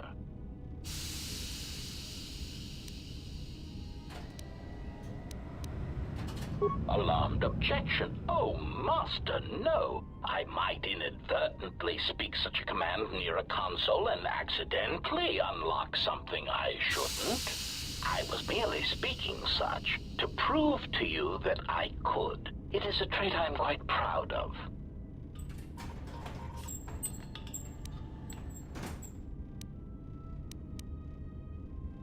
Confused query. I am sorry, Master. Were you speaking to yourself?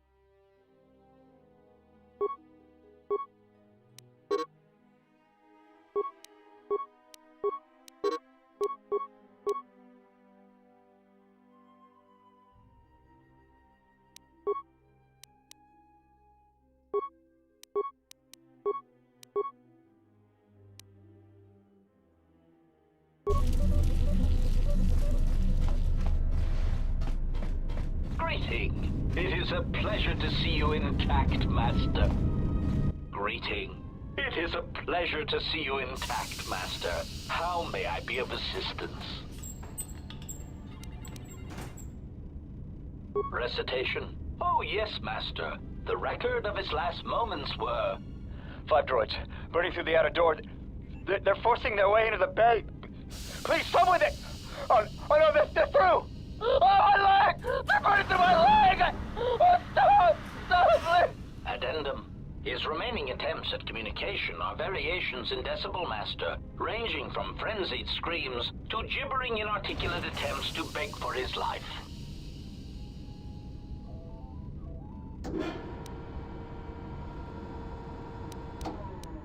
Objection. Master, to commit such an act would be clearly in violation of the ethics programming most droids are believed to possess. I am afraid there is nothing that can be done.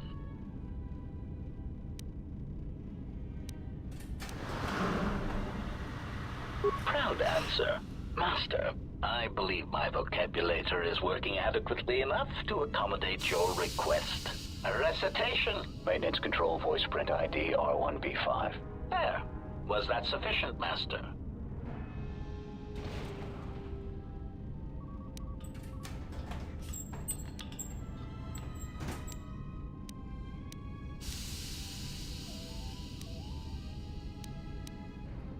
Confused query. I am sorry, Master. Were you speaking to yourself?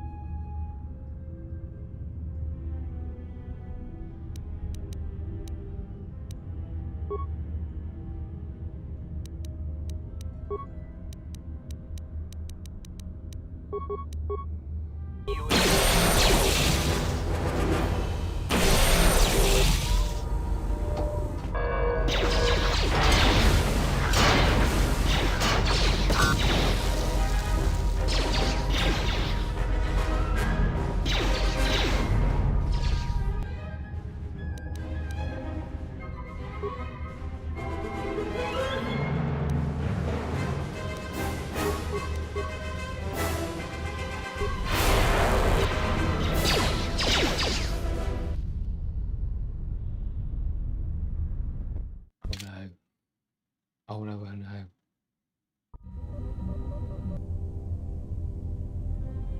Oh, this is terrible.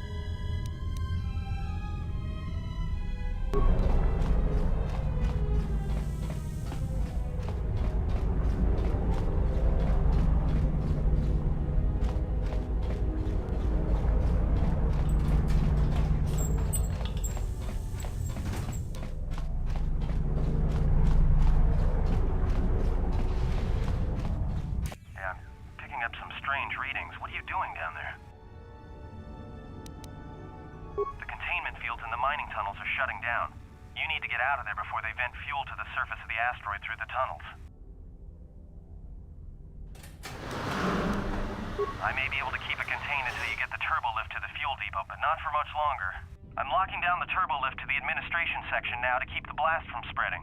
If you've got anything left to do down there, make it quick, because where you are is gonna get real hot, real soon.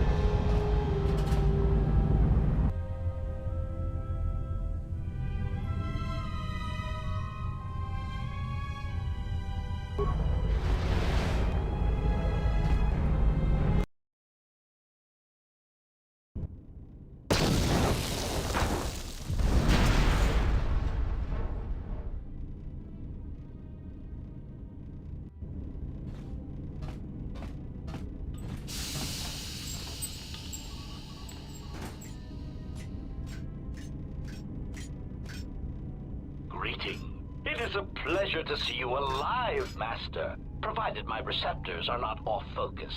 How may I be of assistance?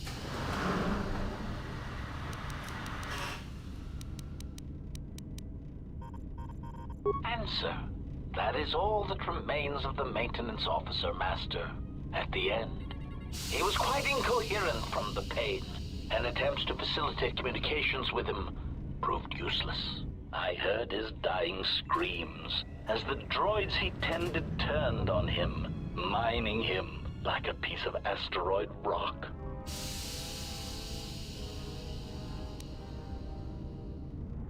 Recitation? Oh yes, Master. The record of his last moments were... 5 droids, burning through the outer door. They're forcing their way into the bay. Please, someone that... Oh no, they're through! Oh, my leg! They're burning through my leg! Oh, stop! Stop, please! Addendum. His remaining attempts at communication are variations in Decibel Master, ranging from frenzied screams to gibbering inarticulate attempts to beg for his life.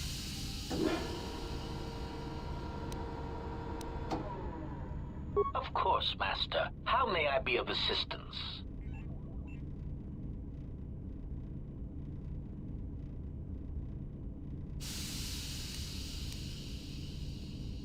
Answer. I am a survivor of the Harbinger, just as you were, Master. With the unexpected termination of my previous Master, you are the only organic which I may now serve.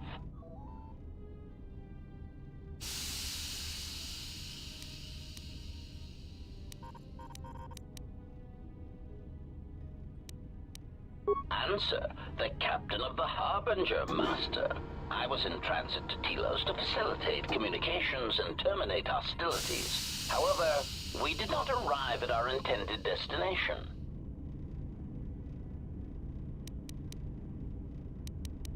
Irritated answer. Oh, Master, it is such a long, dull story, and not terribly relevant to our current situation.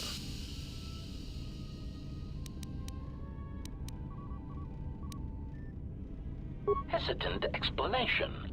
That has been the subject of considerable discussion since our arrival here, Master. Many have attempted to claim you and this unit as salvage.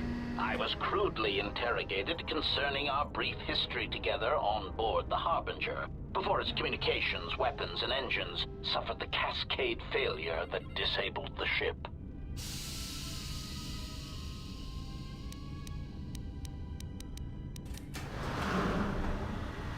Speculation. It is possible you were incapacitated and locked in the well-shielded cargo compartment as the Harbinger was being systematically crippled, Master.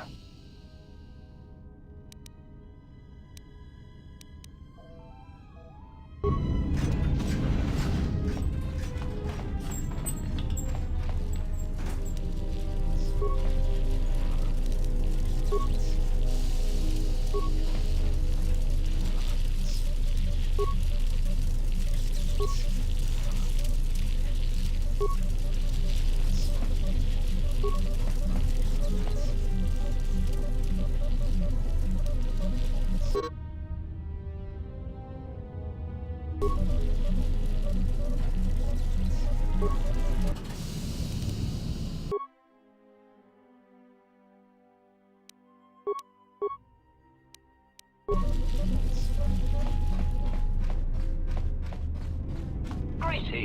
It is a pleasure to see you. Greeting.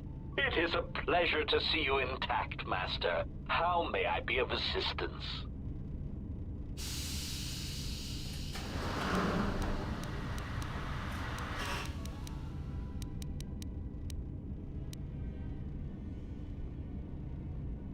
Answer.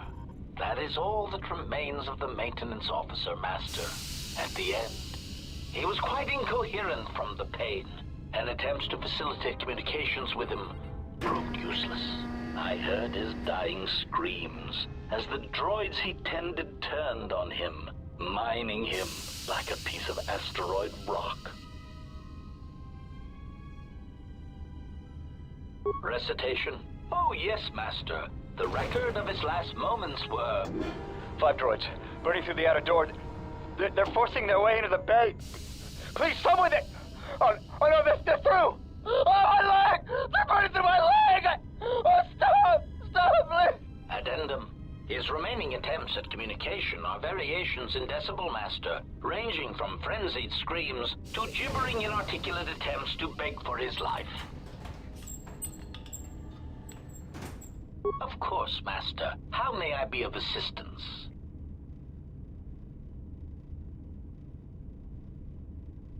Proud answer. I am an HK series protocol droid master, skilled in transorganic relations and communications. This model has been responsible for the facilitation of communications and termination of hostilities across the galaxy. I am fluent in over 6,000 forms of communication, and am also capable of nuances of expression ranging from irony to veiled threats.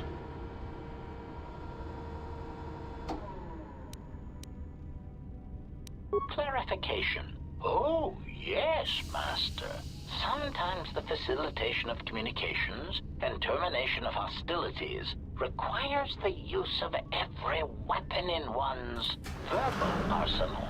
The unspoken threat of violence to a listener's loved ones, or if possible, their entire planet, can effectively break the deadlock in the most stubborn of negotiations.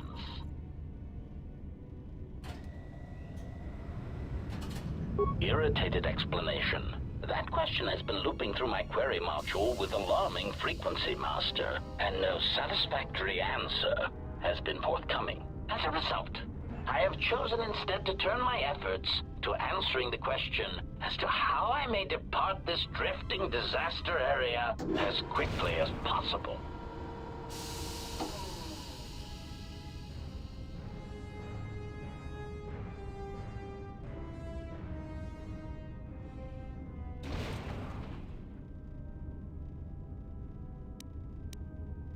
Answer.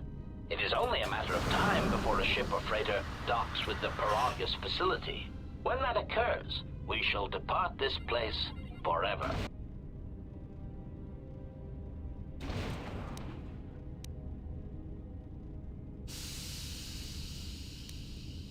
Placating retraction.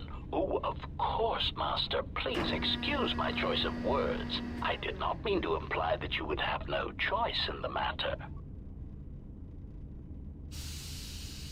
Of course, Master. How may I be of assistance?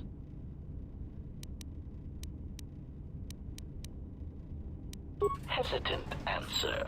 A T3 utility droid would be our common sight in this facility. It is indeed curious that I have not seen many since my arrival.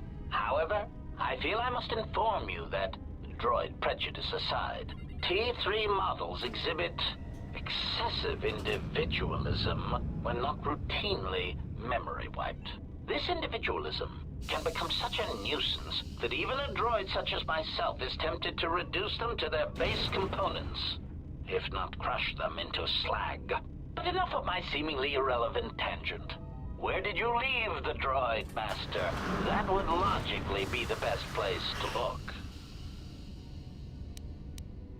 Answer. Ah, then that would explain why such a T3 unit isn't here, Master. I believe my photoreceptors are functioning adequately enough to verify that. Of course, Master. How may I be of assistance? Pitying answer. Oh, that is unfortunate, Master. The hangar is sealed behind a containment field. It would be impossible to open it. Answer. Only the Paragus administration officer would have such codes, Master. If he hasn't already been murdered in an unfortunate accident, then he is trapped in the dormitory section, which has been effectively cut off from the facility by explosives.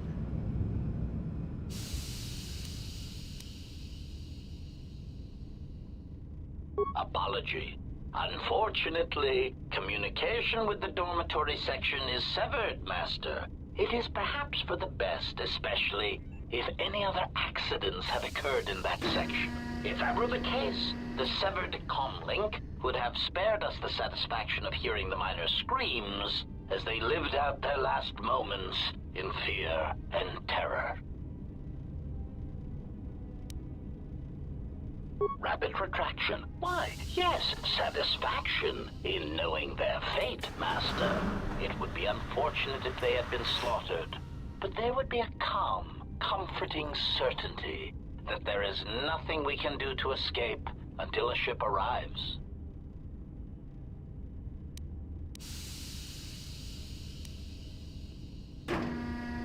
Theory.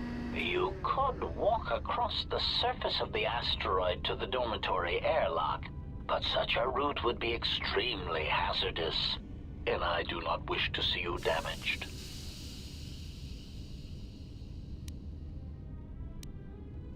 Warning, Master.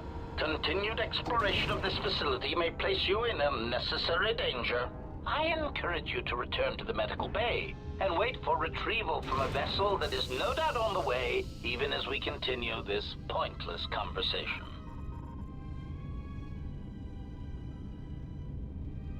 Weary resignation. Very well, Master, but there is very little that I can do. You see, the airlock is sealed by a code.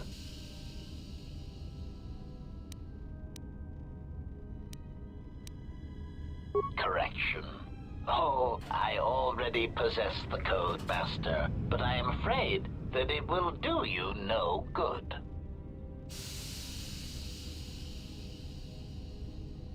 Condescending explanation.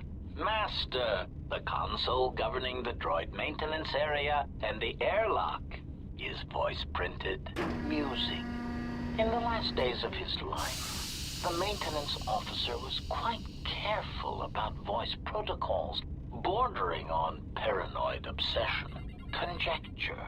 I suspect once he realized something was wrong in the facility, he voice-locked the droid bay functions. A prudent measure, but in the end, he met the same fate as the rest of the organics.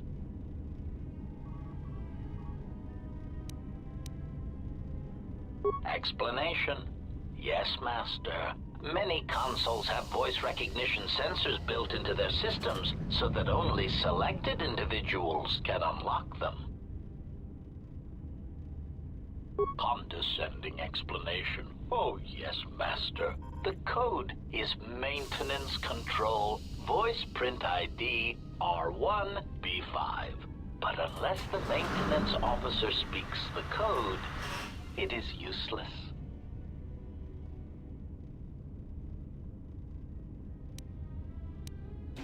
Placating answer. Oh, of course, Master. I shall endeavor not to forget such descriptors in the future. If I do, I assure you it is merely a result of memory damage I have suffered since our arrival.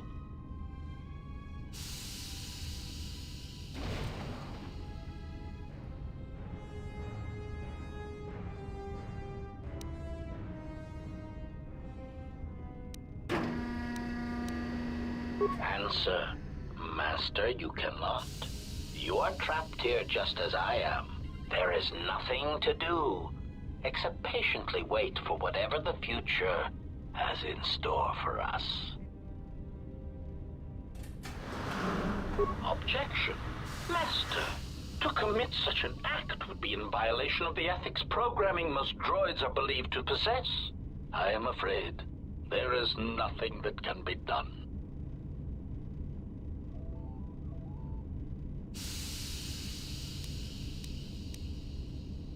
Proud answer.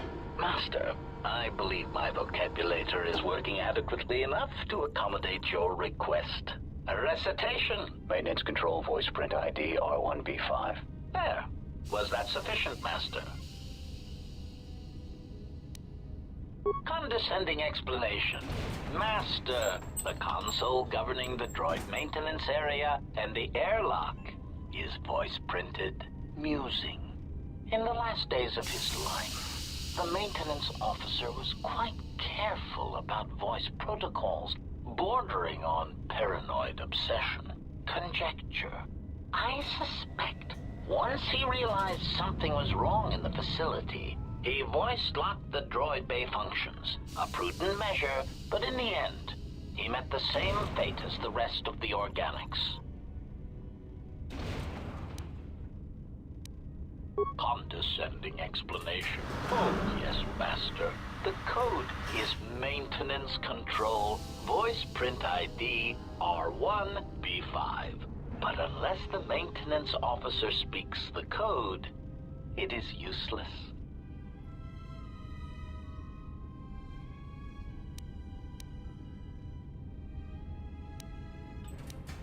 Answer. Master, you cannot. You are trapped here just as I am. There is nothing to do, except patiently wait for whatever the future has in store for us.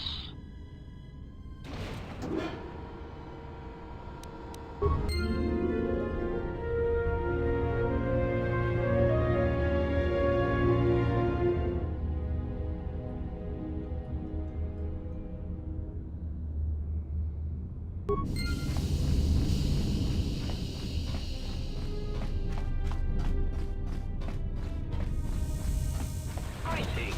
It is a pleasure to see you in...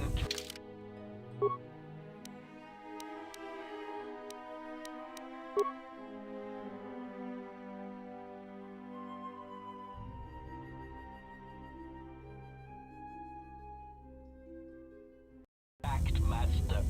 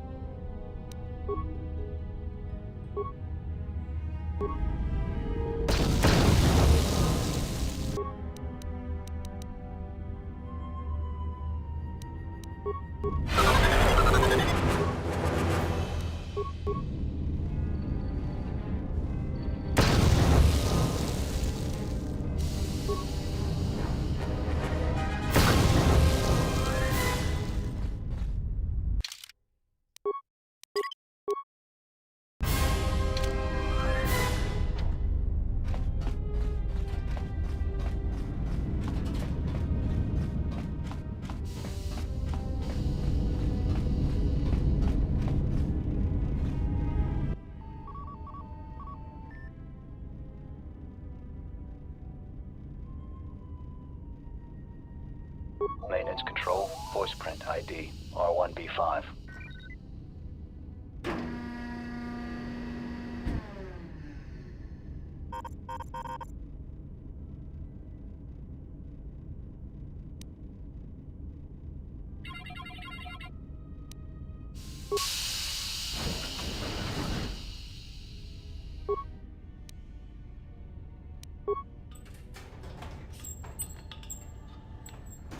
Finished the sonic imprint sensor prototype for the mining droids. Everyone knows they need an upgrade. The sensor should allow me to issue voice commands to them rather than manually adjusting their routine each time the mining specifications change. I've been keeping the sensor in the maintenance workshop for the time being. I wanted to test it first by recording and playing back some simple voice commands. Finished my examination of the droids from the Ebonhawk freighter. The T3 unit looked like it had shut itself down. The protocol droid, however, made up for it. It talked my ear off for most of the hour, asking questions about the facility, the personnel, and so on. Still, it wanted to make itself useful, so I put it to work until its master wakes up from the med bay. It seems to have some skills in speaking to droid behavior cores, so there's been some trouble with some of the mining droids, so I'm signing off.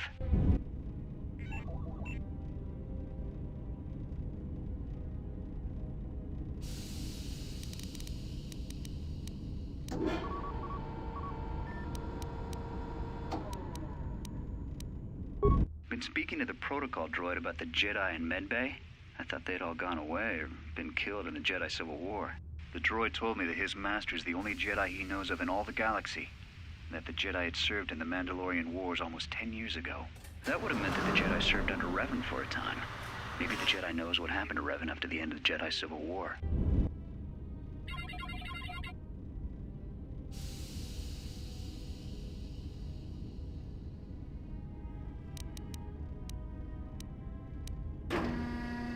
Been too busy to enter a log for a while. There's been more and more accidents since that Jedi arrived. The miners are starting to get restless, especially Corda. Corda said the exchange is offering a huge bounty on Jedi Knights and that we can make a fortune if we sell the Jedi to Nar Shaddaa. Security shot down that idea pretty quick, but I don't think Corda and his men are gonna give up that easy. I mentioned the trouble to the Jedi's protocol droid, and he seemed concerned about his master's safety. I told the droid not to worry. The Corda wouldn't... Been too busy to enter a log for a while. There's been more and more accidents since that Jedi arrived. The miners are starting to get restless, especially Corda. Corda said the exchange is offering a huge bounty on Jedi Knights and that we can make a fortune if we sell the Jedi to Nar Shaddaa. Security shut down that idea pretty quick. But I don't think Corda and his men are gonna give up that easy. I mentioned the trouble to the Jedi's protocol droid, and he seemed concerned about his master's safety. I told the droid not to worry. The Corda wouldn't...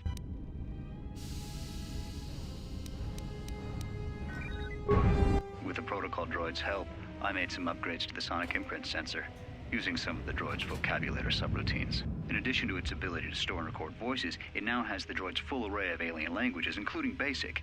Should prove useful as a portable translator. I tried to make sure the protocol unit got some credit for helping fashion it, but the droid refused, saying the work was reward enough.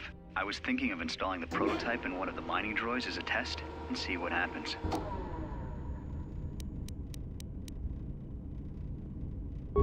When the dock officer reported the droids repairing the Ebonhawk, I installed a voice print ID on the droid console system. Someone ordered them to repair that freighter, but I can't find a trace of the order anywhere. If anyone tries that again, they won't be able to do it from this terminal unless I let them. The voice print should cut any user off from the central functions unless I get the code.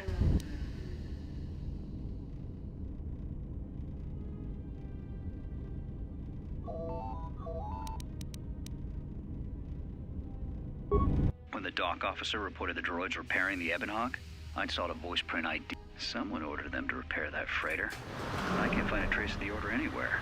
If anyone tries that again, they won't be able to do it from this terminal unless I let them. The voice print should cut any user off from the central functions unless I give the code.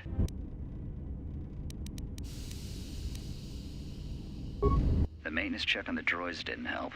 If anything, the accidents have increased. Security interrogated me about the droids and they weren't too happy with my answers.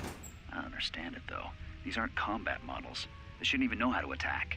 I can't help but think, what if somebody staged the initial trouble with the mining droids just to get them all sent to maintenance, and then did something to them?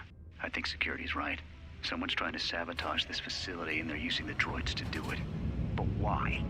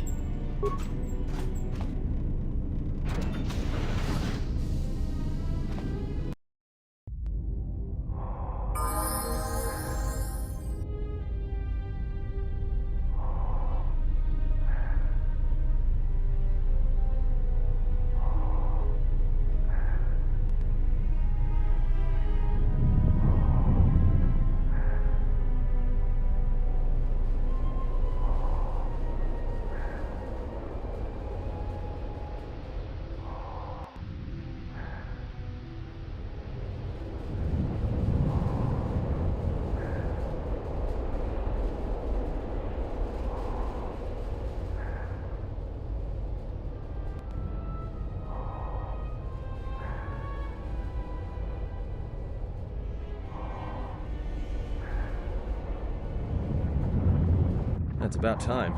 I lost your signal after you left the mining tunnels. Now you're coming in clear. Except I'm picking you up on the exterior of the facility. On the asteroid's surface. That can't be right.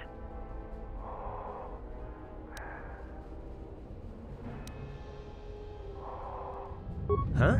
What are you doing out there?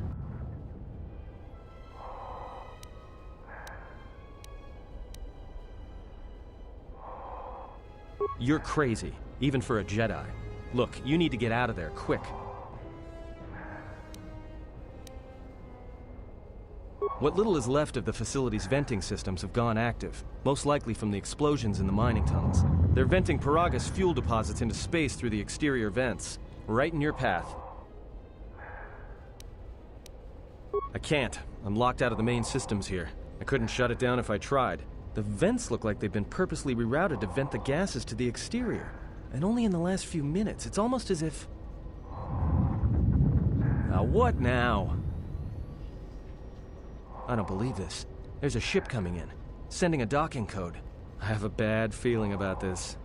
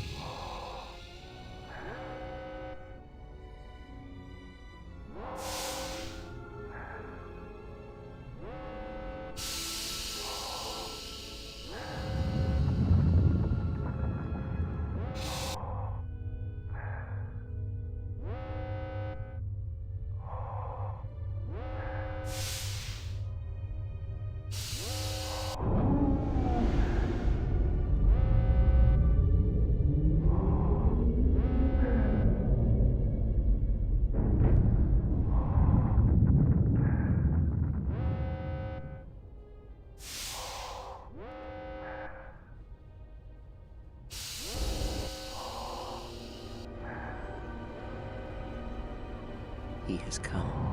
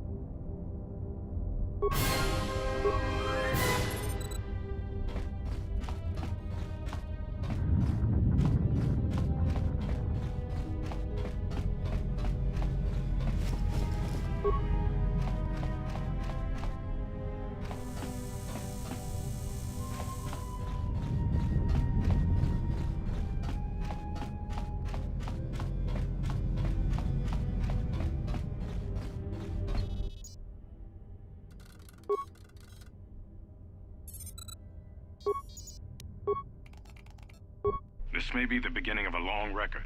It's about an hour after the facility suffered the explosion that triggered the emergency lockdown. Just finished helping the dock officer set up the transmission relay. Not much signal strength, but it's better than nothing. The transmission gives the code to open the turbo lift when or if help arrives. Code is a simple group of 5 numbers. 3, 17, 13, then the next 2 numbers are...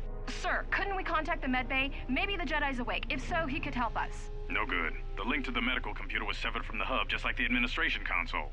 Even if the Jedi wakes up, how would we get the dormitory turbo lift code to him? Without it, the turbo lift to the administration level is locked down. We just took an inventory of our supplies. We've got enough emergency rations in the dormitories to last almost a month. But with all the problems in the facility, I don't know how long we'll last. I wish we could contact the Jedi. Maybe he could... But no, he's still floating in that damn tank. Someone's played us for fools. And since Corda and his crew aren't locked in here with us, it's pretty clear who it was. If I ever catch up with that Mandalorian-loving son of a... At least the air scrubbers are still working, even though they're tied into the... Hey, what's happening to the ventilation system? It's...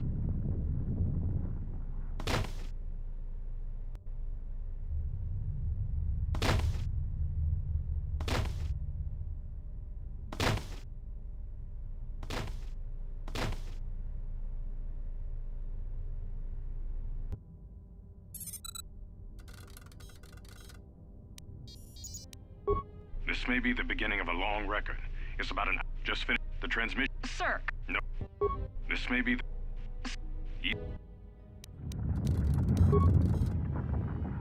The transmission gives the code to open the turbo lift when or if help arrives.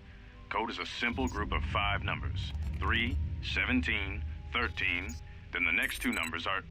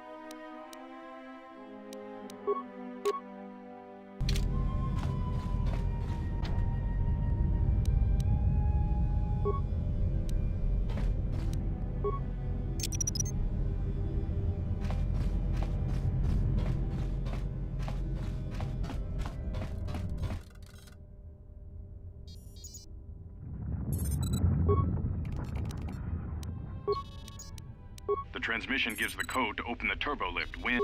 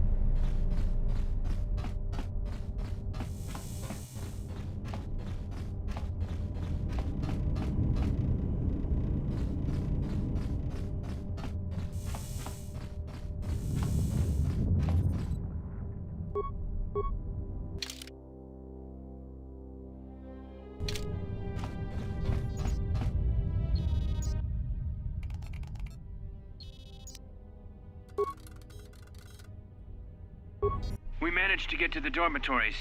We should be safe here.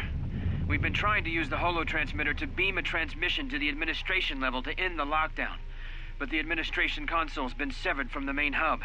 Everyone thinks we should try to evacuate on our own as soon as possible, but there's no way to break the dormitory seals from the inside. I'm going to keep sending distress calls in the meantime. We've been trying to find a way to circumvent the lockdown and get to our hangar bay, but so far, no luck. The situation's worse than we thought. Even if we get out of here, we can't shut down the fuel depot force fields if a fuel leak was detected. If so, the only way off this asteroid is if a ship docks with us. but the only connection to the docking platform is on the administration level, and we can't get up to the docking bay while we're trapped here. I only hope someone survived the explosion in the mining tunnels. If not, then we're stranded here, unless our transmission reaches a passing ship, or a Telos freighter. Managed to use the holo transmitter here as a crude relay to beam short-burst transmissions outside the Paragas facility. With any luck, the transmission will carry beyond the asteroid field. We've set the emergency transmission on automatic playback. We're using a simple military flash code to transmit the code to the turbolifts, so maybe our rescuers can get down to the dormitory when they reach the station. Without those turbolift codes, our rescuers wouldn't be able to get here from the administration level. And without those codes, we wouldn't be able to get to the administration level if we found a way out on our own. The messages are short distress calls only, since we can't get much signal strength.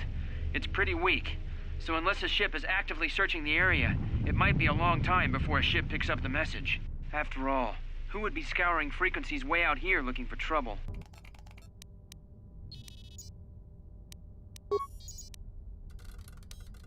The transmission gives the code to open the turbolift when or if.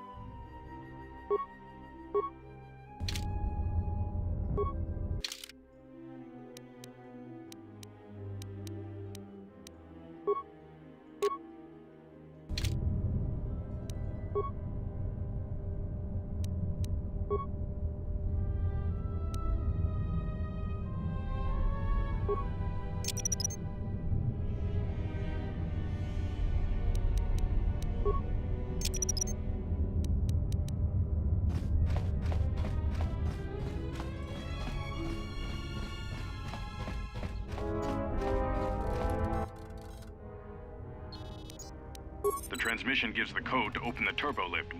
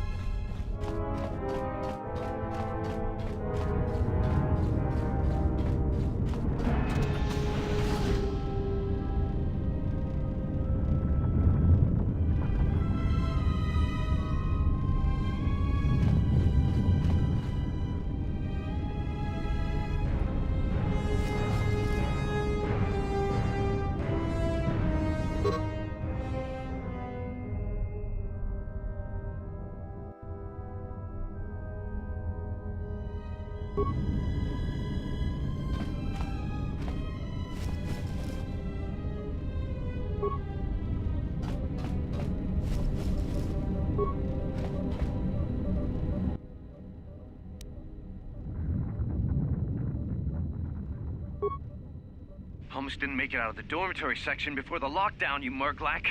You're cutting a little close, aren't you? Yes, a regrettable miscalculation on my part. I'm contacting you because I'm picking up a subspace transmission from within that level. Is that your doing? No, they must be trying to use the old relay system to send an emergency signal. I doubt they know what's really going on. Hey, this turbo lift's locked down. Try the code again, and don't worry about the miners and their transmission. By the time help arrives, we'll be all the way to Nar Shaddaa. Oh, they won't be leaving the dormitories. The explosion within the tunnel has damaged the ventilation systems, causing breaches in the core exhaust conduits. What? That's going to kill them all! Not all of them, but I'm sending a number of mining droids to your location right now to correct that problem. Corda, this turbo lift's locked down. The sequence isn't working. Keep trying it! You! Why are you doing this? Why me? You. It was never about you. The Jedi is all that interests me. But then you had to ruin everything by revealing his identity, and then trying to harm him. And that I cannot allow. Statement. You are a risk, Corda. You are impulsive, crude, and soon, deceased.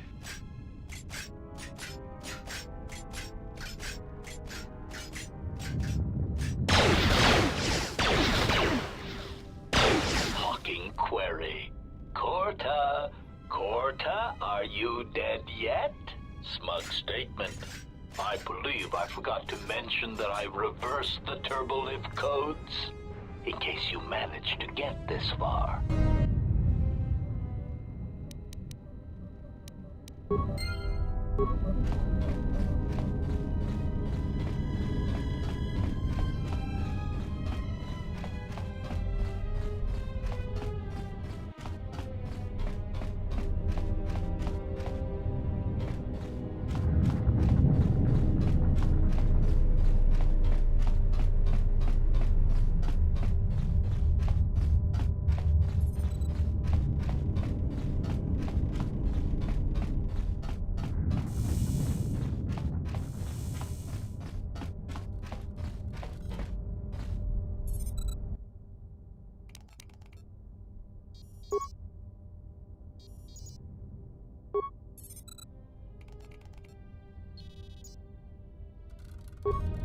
What did you want to talk to me about?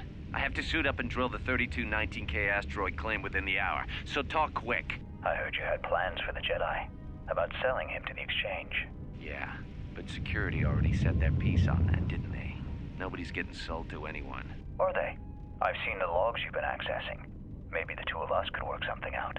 It doesn't matter what we work out. We wouldn't make one hyperspace jump before what's left of the Republic was on us. If you have a way off this station, I can cover our tracks and ensure the Republic is not alerted to our presence.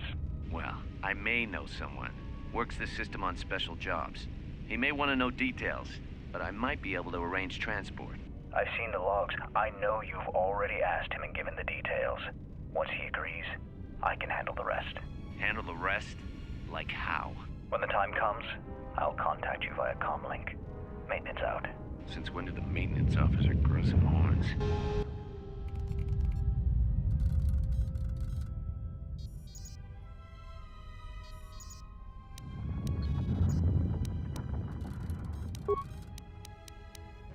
The transmission gives the code to open the turbo lift.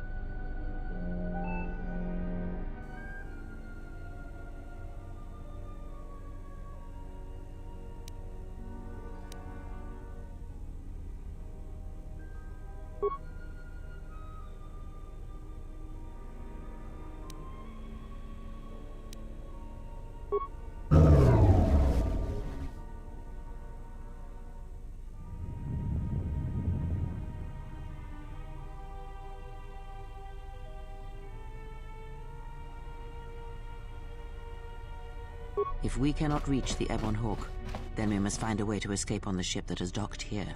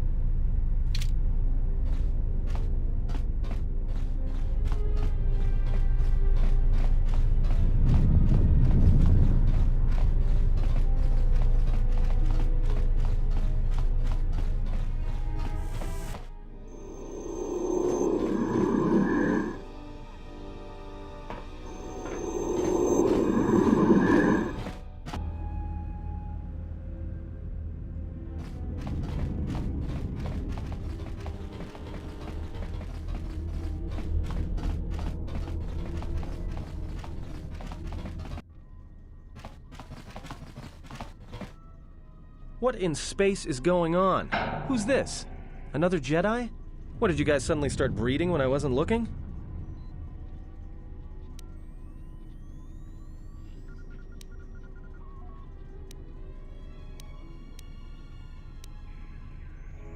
Alright. I'm guessing that Republic ship that just docked isn't carrying friends of yours. I hope your talent for understatement is offset by your skill with a blaster. If not, then I fear our time together will be short indeed. Yeah, and I'm also good at running and drinking, Your Majesty. And even if you two aren't big friends of the Republic, that warship's the only way off this station.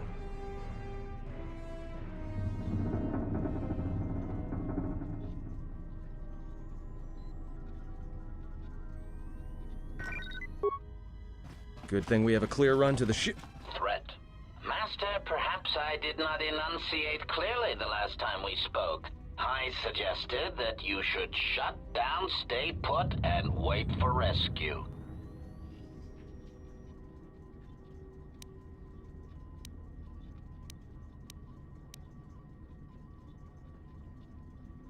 Clarification. Assassin droid is such a crude term, Master, reserved for Durasteel drones uploaded with only the most archaic kill programs. The function I perform has been referred to as wanton slaughter. I prefer to see it as a means of facilitating communication, resulting in the termination of hostilities.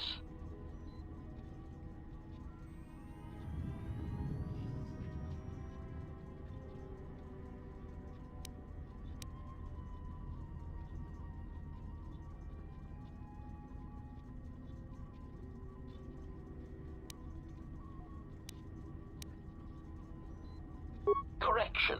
I am not here to argue semantics, Master, so I will simply inform you that you are wrong, as were those recently corrected miners.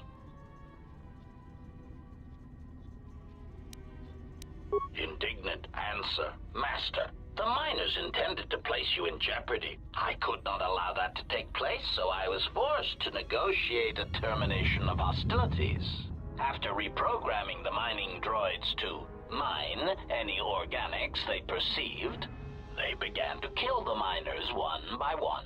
Then a series of flawlessly timed explosions drove the miners into their dormitories, where I was able to gas them all at once without wasting time hunting them through the mining tunnels. I then administered a large dose of sedatives to the remaining miners in the med bay, enough to kill them, but ensure you slept peacefully. Of course, against my calculations, you awakened from your tank prematurely.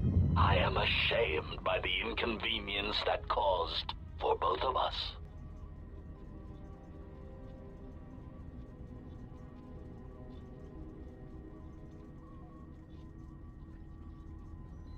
Answer? You misunderstand me, Master. Those droids were there to guard you.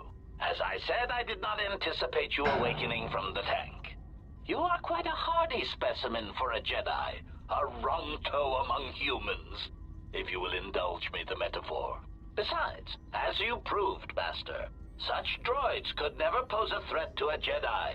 The droids were custodial in nature, cleaning the facility of other distractions. Answer. It is beyond the scope of my programming to probe the motivations of my clients, Master. Suffice to say that I am being well compensated for my services. You have been a difficult target to find. You have been wandering the galaxy since the end of the Mandalorian Wars, leaving little record of your passage. It is as if you did not wish to be found by hunters such as myself, or more likely, the Jedi Order.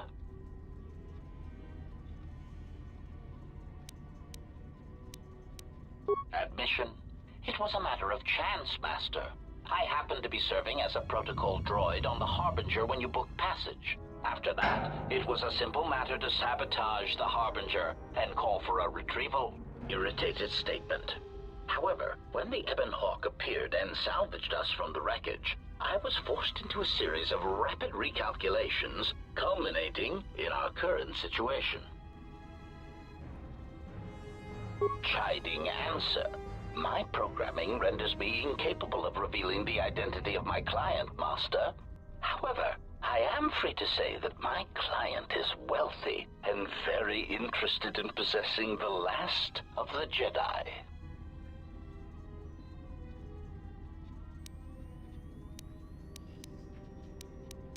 Answer. No, Master. Killing you was never the intention. If you resist my attempts to return you to your Kolto tank, however, I may inadvertently fracture your skeleton in several places to incapacitate you.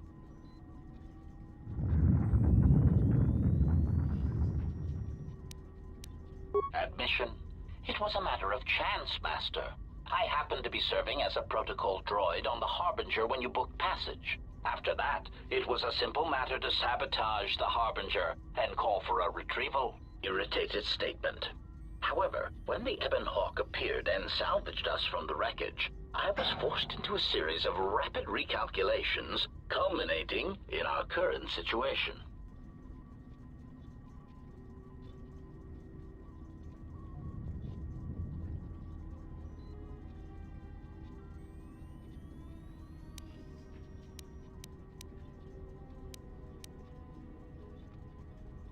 Resignation. Very well, Master. If inflicting pain is the only means to resolve this matter, then you leave me no choice.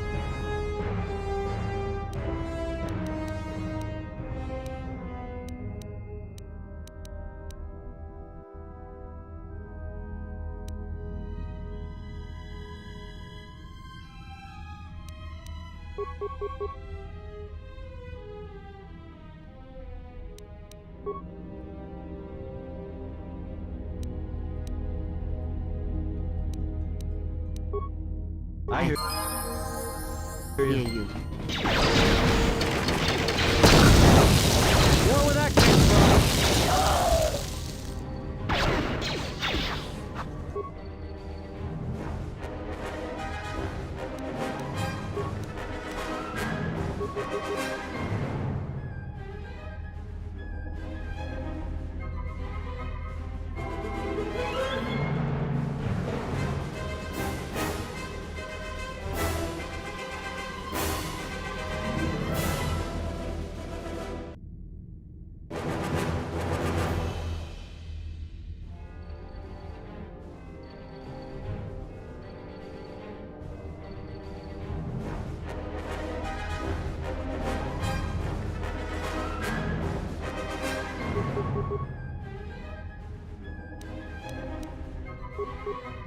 Just say the word. This shall not stop us for long.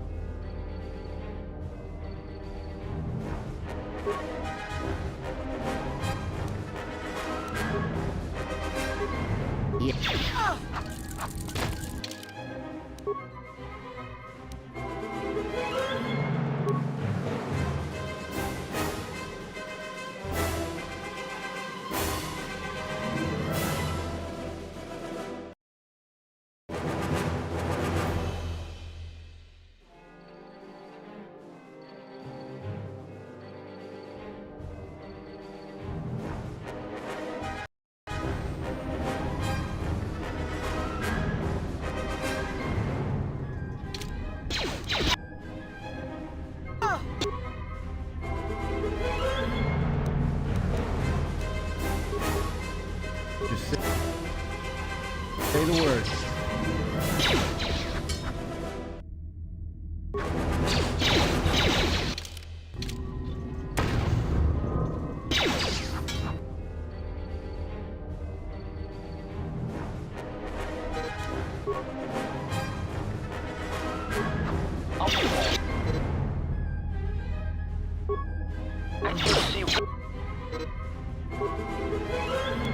Ratio achieved.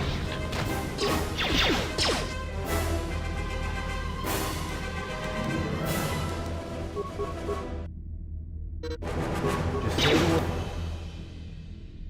word.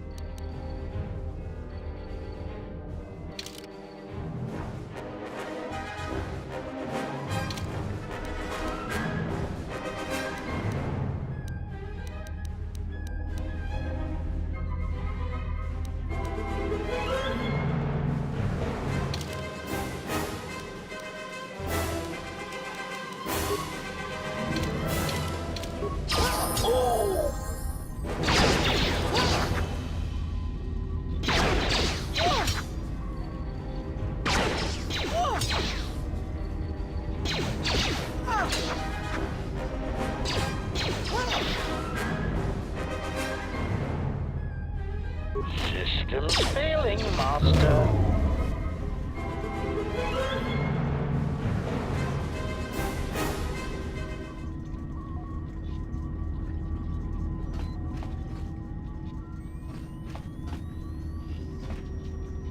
I hear you.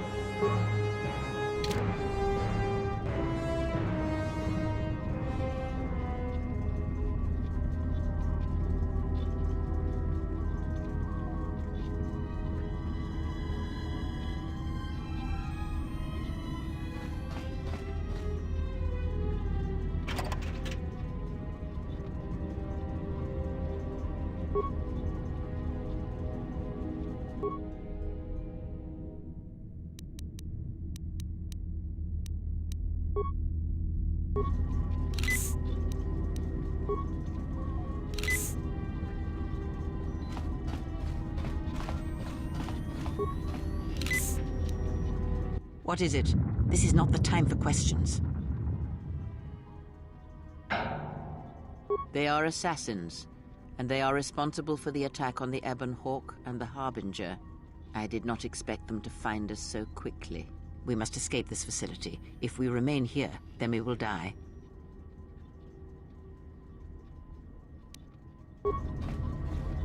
Yes? I hear you. What is it? Why are we stopping? I know we need to get out of here. Like I said, it's a minefield looking for any excuse to blow.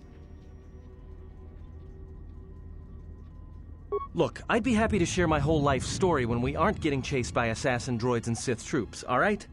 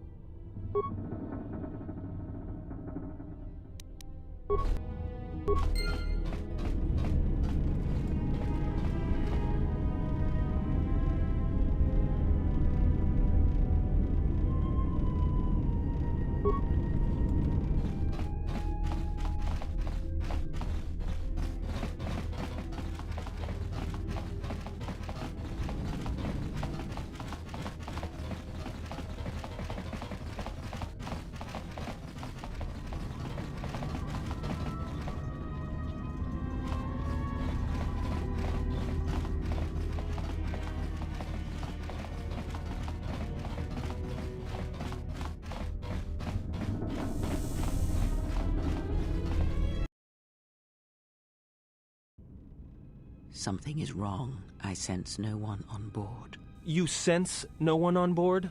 Sense any assassin droids creeping up behind us like last time? Everyone here has been slain, yet there are few signs of battle. No carbon scoring, no blaster fire. This place has been hit by assassins of a different sort. Then what are we doing on this ship? We were better off in the facility. You two are supposed to be Jedi? You two are the worst Jedi I've ever met.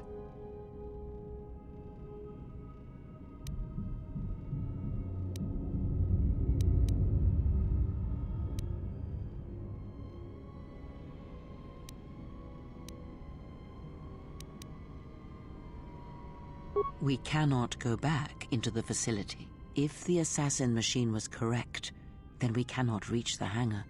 Be silent. I need some time to think.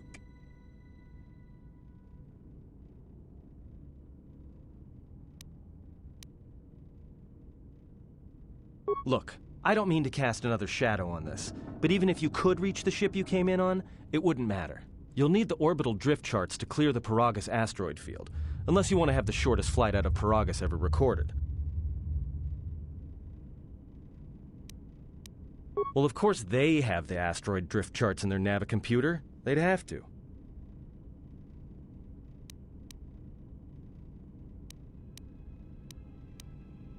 Well, we'd have to get to the bridge, well, that's the biggest problem I can see. That is a sound plan for the moment. Let us go.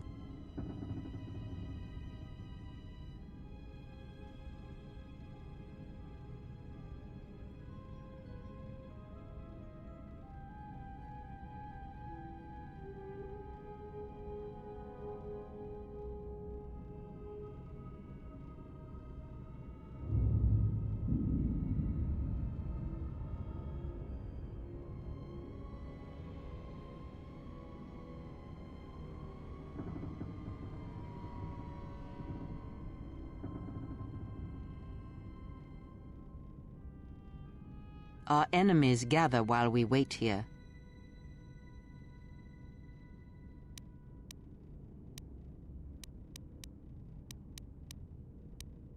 Very well.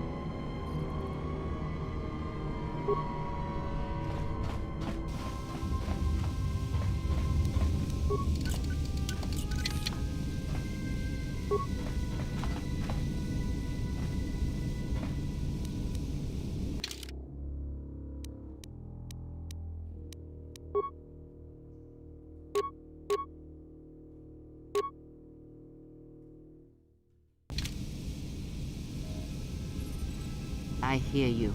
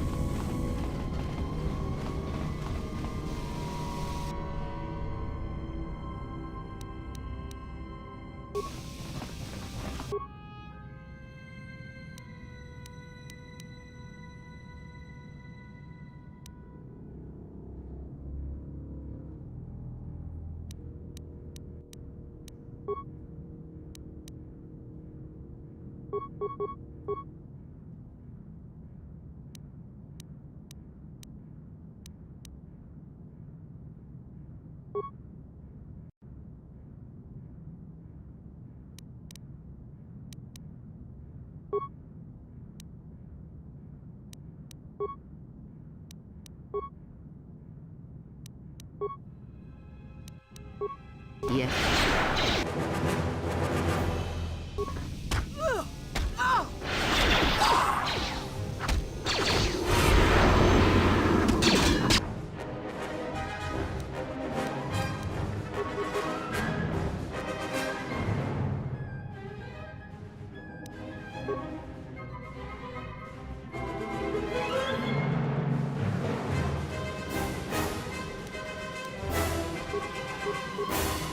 I hear you.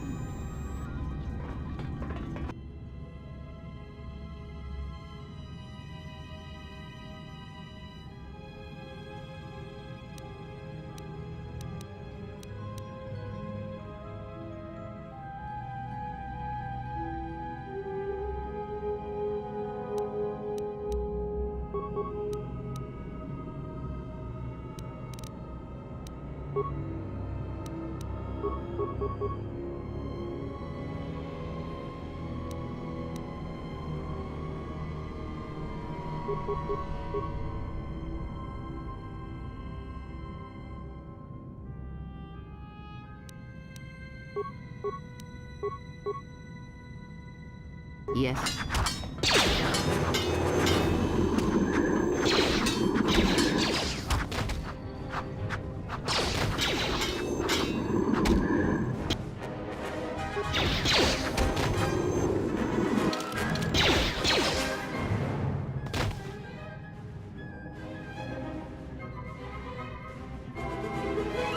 What is it?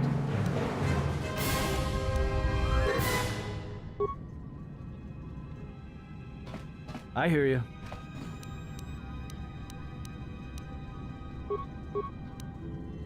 Yes.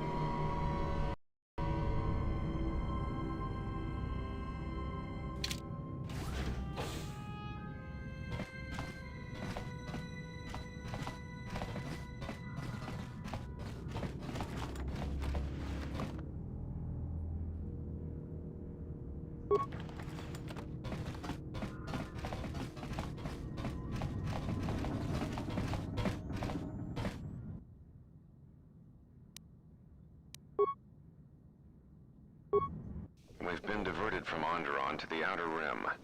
There's not enough ships out there, and we're already hard-pressed to keep patrolling the regions under our jurisdiction. I'm afraid we're going to lose it all. There's just not enough ships and too much territory to cover. We're still rebuilding from the war with Malik, and sometimes I wonder if we'll ever recover. Still, we have our orders, and the Republic's put the highest priority on this mission. Looks like the trouble on Onderon will have to wait. As ordered, we've picked up the passengers from the Outer Rim and have made quarters for them. Once aboard, we've plotted a course for Telos. We expect to arrive within 10 standard days, provided there's no mishaps. I've been ordered to give the passenger no special treatment, nor make any indication of his identity. I have some reservations about turning the Harbinger into a passenger liner, but the orders were clear. Whoever this passenger is, he's got diplomatic level priority, whether he knows it or not.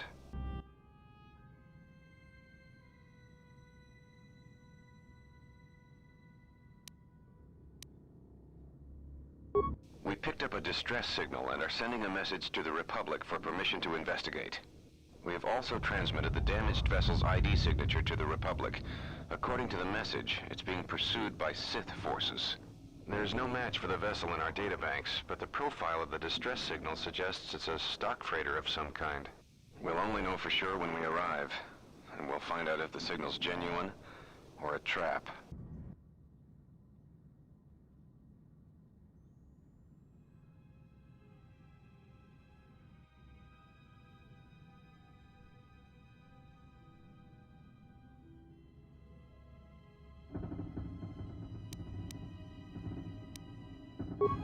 We wanted to check with you, sir, before diverting course from Telos.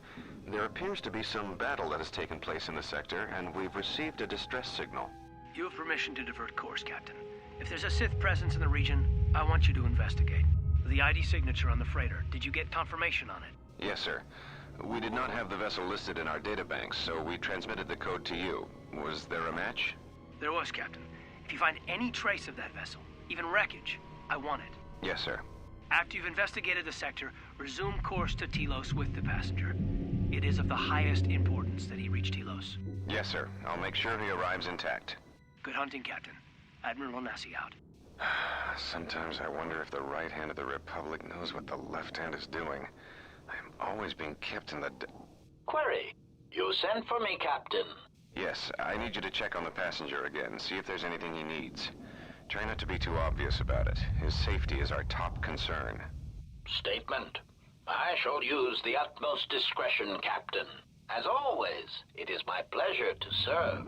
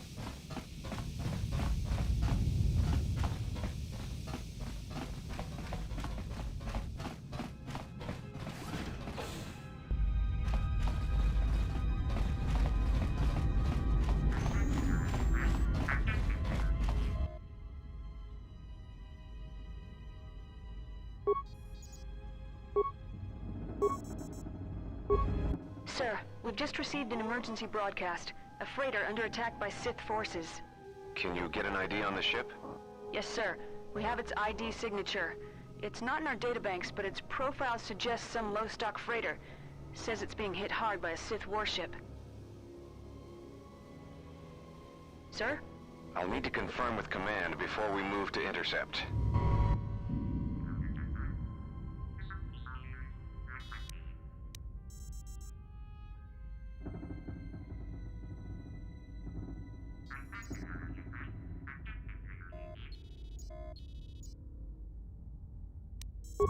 Report. The Sith warship is empty, sir. We attached an umbilical and sent 3 strike teams through it, and there's no sign of a crew or its commander. There's no one on board? What about the escape pods? They're still in their berths, sir. This place, it's empty. It's like a ghost ship.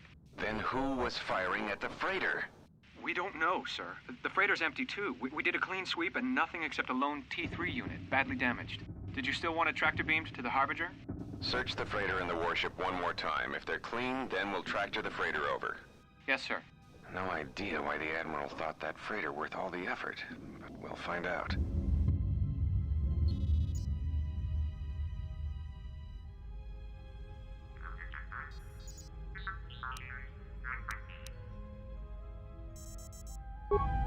We're still experiencing a problem with the communications array, and now maintenance is telling me there's a cascade failure in the weapons. Sir, I just picked up an unusual sound from MedLab. I have come for the Jedi. What the hell was that? Sir, I don't know. Communications just got cut. Send a security team to MedLab, now!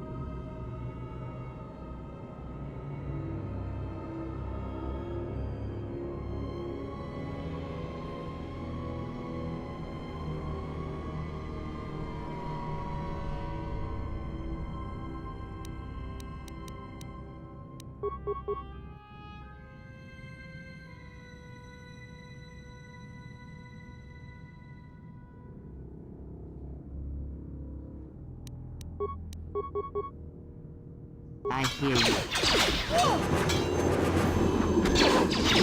Time to even the odds.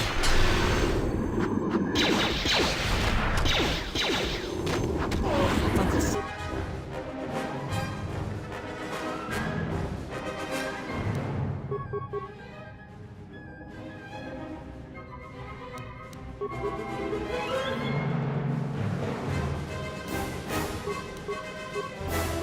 What is it? Let us end this.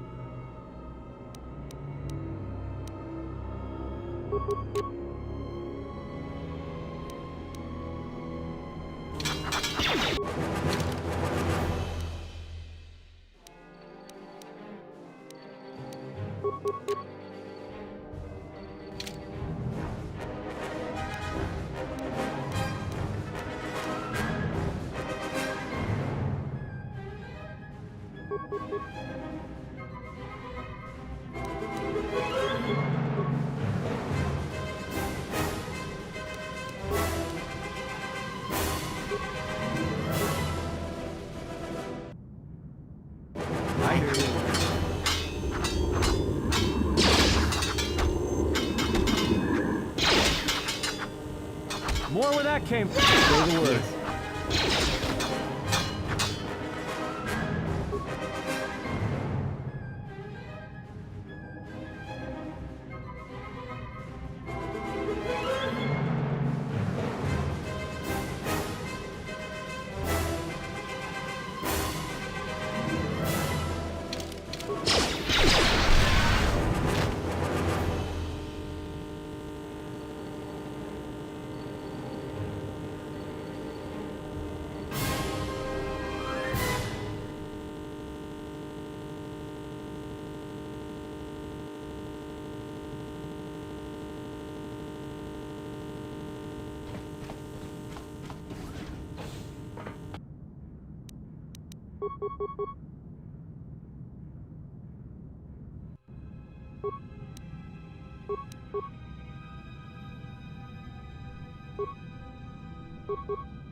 I hear you.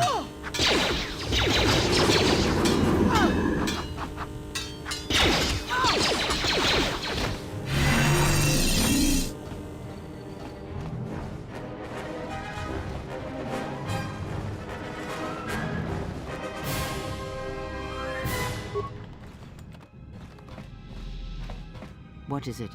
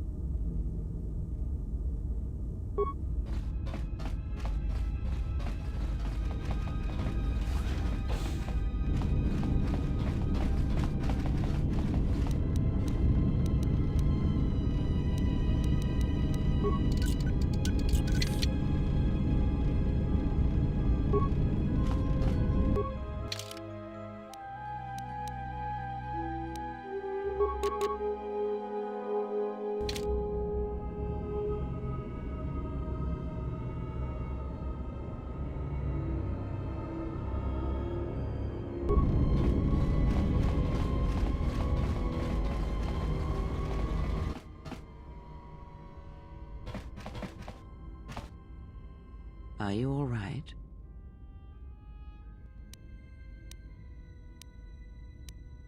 This was your room? When?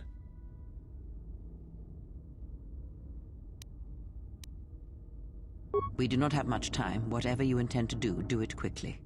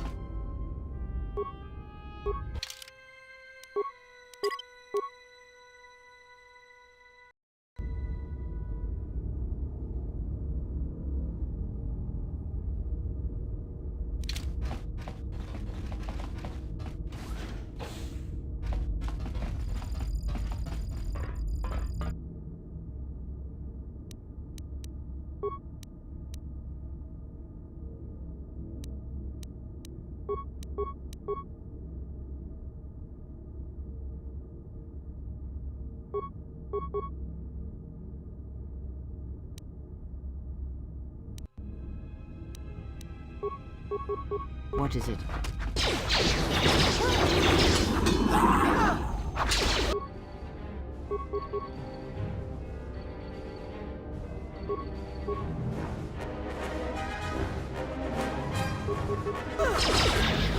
I will silence this one.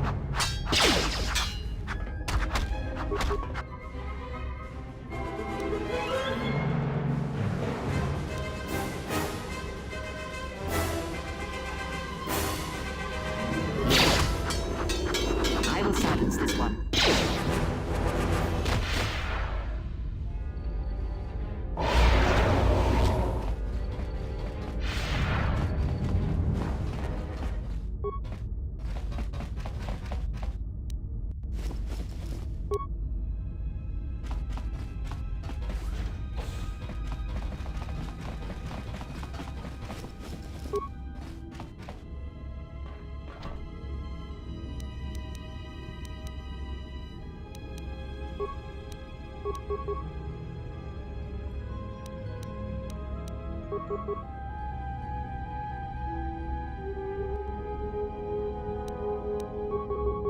Let us end this.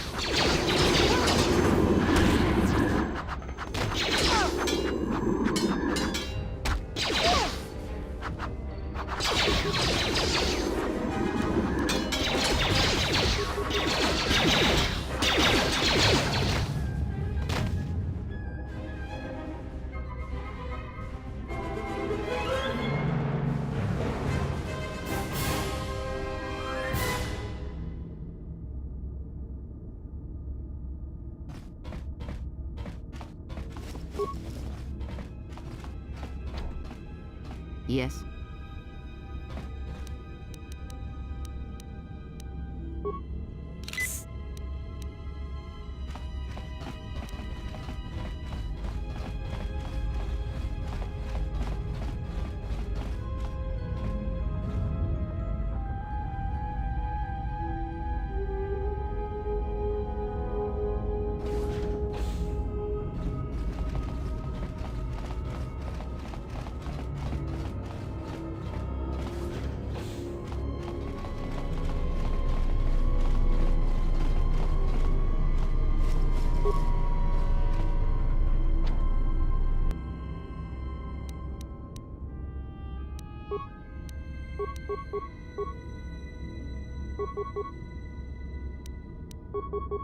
Yes.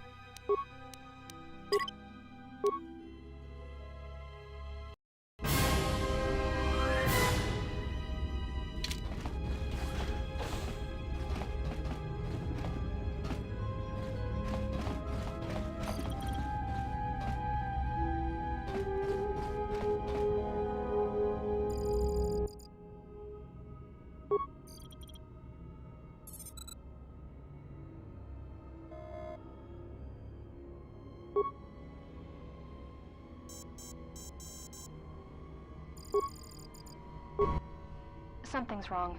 Ever since we picked up that Sith firefight in the region, crewmen haven't been reporting for their shifts, and I can't reach people on the comm. The strange thing is, I keep feeling like someone's watching us here in the ship, but I can't see anyone. I don't like this. Checking the survivor from the Sith vessel. I'm not sure whether he's alive or dead, or what's even keeping him together. His flesh is cracked and scarred, and I'm registering several thousand fractures in his skeleton, as if each bone was splintered repeatedly over time, then put back together. Judging from the scar tissue, I believe these wounds took place before his death. If so, he must have been in constant pain. I have no idea what's been keeping him together. This is the medical officer. The soldiers sent to the medical bay have just died. I don't know where the subject went. I think he's gone to find more of the crew. With him are Sith. They just appeared right out of thin air, like they were wearing stealth generators, but I think they were always on board. When we stopped to pick up that freighter, they must have come on board the Harbinger. I have no idea how many are on the ship. There could be only a few, or as many as 100. And with communications cut off, we can't call for help. I think that thing in the tank was a Sith Lord, alive the whole time, waiting for something to wake him up.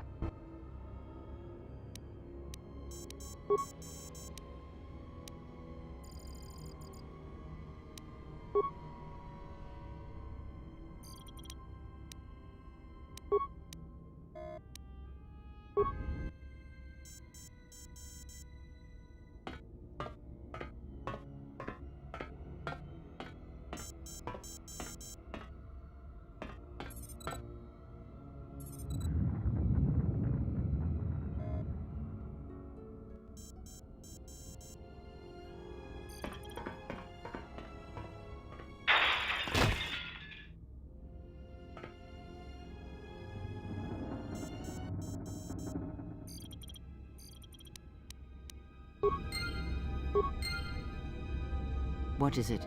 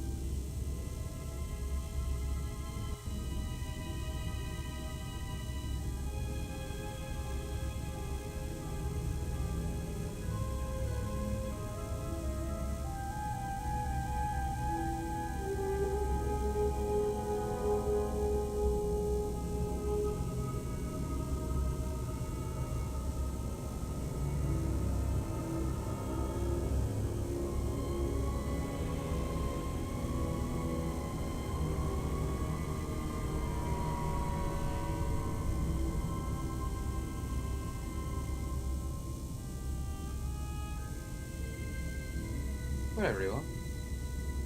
I feel like... Hi everyone, how's it going? Thought I'd just pop in as we get to the end of this. Just wanted to say a massive thank you for all of you watching tonight. It's been so good seeing some of the restored content come into this game. If you're still awake, could you please drop a like on this? It really helps. I'm like 1 away from 10 likes. That's so good. Yeah. Please don't forget to subscribe and enable notifications so that you can be aware when the next one of these is going to be going up, which will probably be tomorrow. It's just been so fantastic. I'd just like to say thanks so much to everyone in chat, to my new moderators, Mark, Ben, as well as everyone else who's been hanging out, Levi, Drew, Misato, Angelina, Flamelord, Kevin, Bellhammer, Star Wars Scraps, so many of you. It's been so lovely to be hanging out tonight. Also, I'd like to say at this point, if you really want to help the channel, you can do it by becoming a channel member. Becoming a channel member is basically how I can start getting these things efficient and self-sufficient and create some really truly awesome content going forwards. So please do not discount how much those kind of things help people like myself creators. Also, there's a link to the Discord in the description, as well as the Star Wars Battlefront 2 Discord as well, which is, it's so fantastic playing Battlefront 2 on the PS2 online these days. Yeah, we're going to be continuing Jeff Jefferson's story very, very soon. So, yeah. Thank you all for joining tonight. It really has been brilliant. And yeah, we're going to go and raid Pixels now. Pixels, Pixies, Pixie Pixels. At least I think we are. Hang on, let me just go and make sure that this is...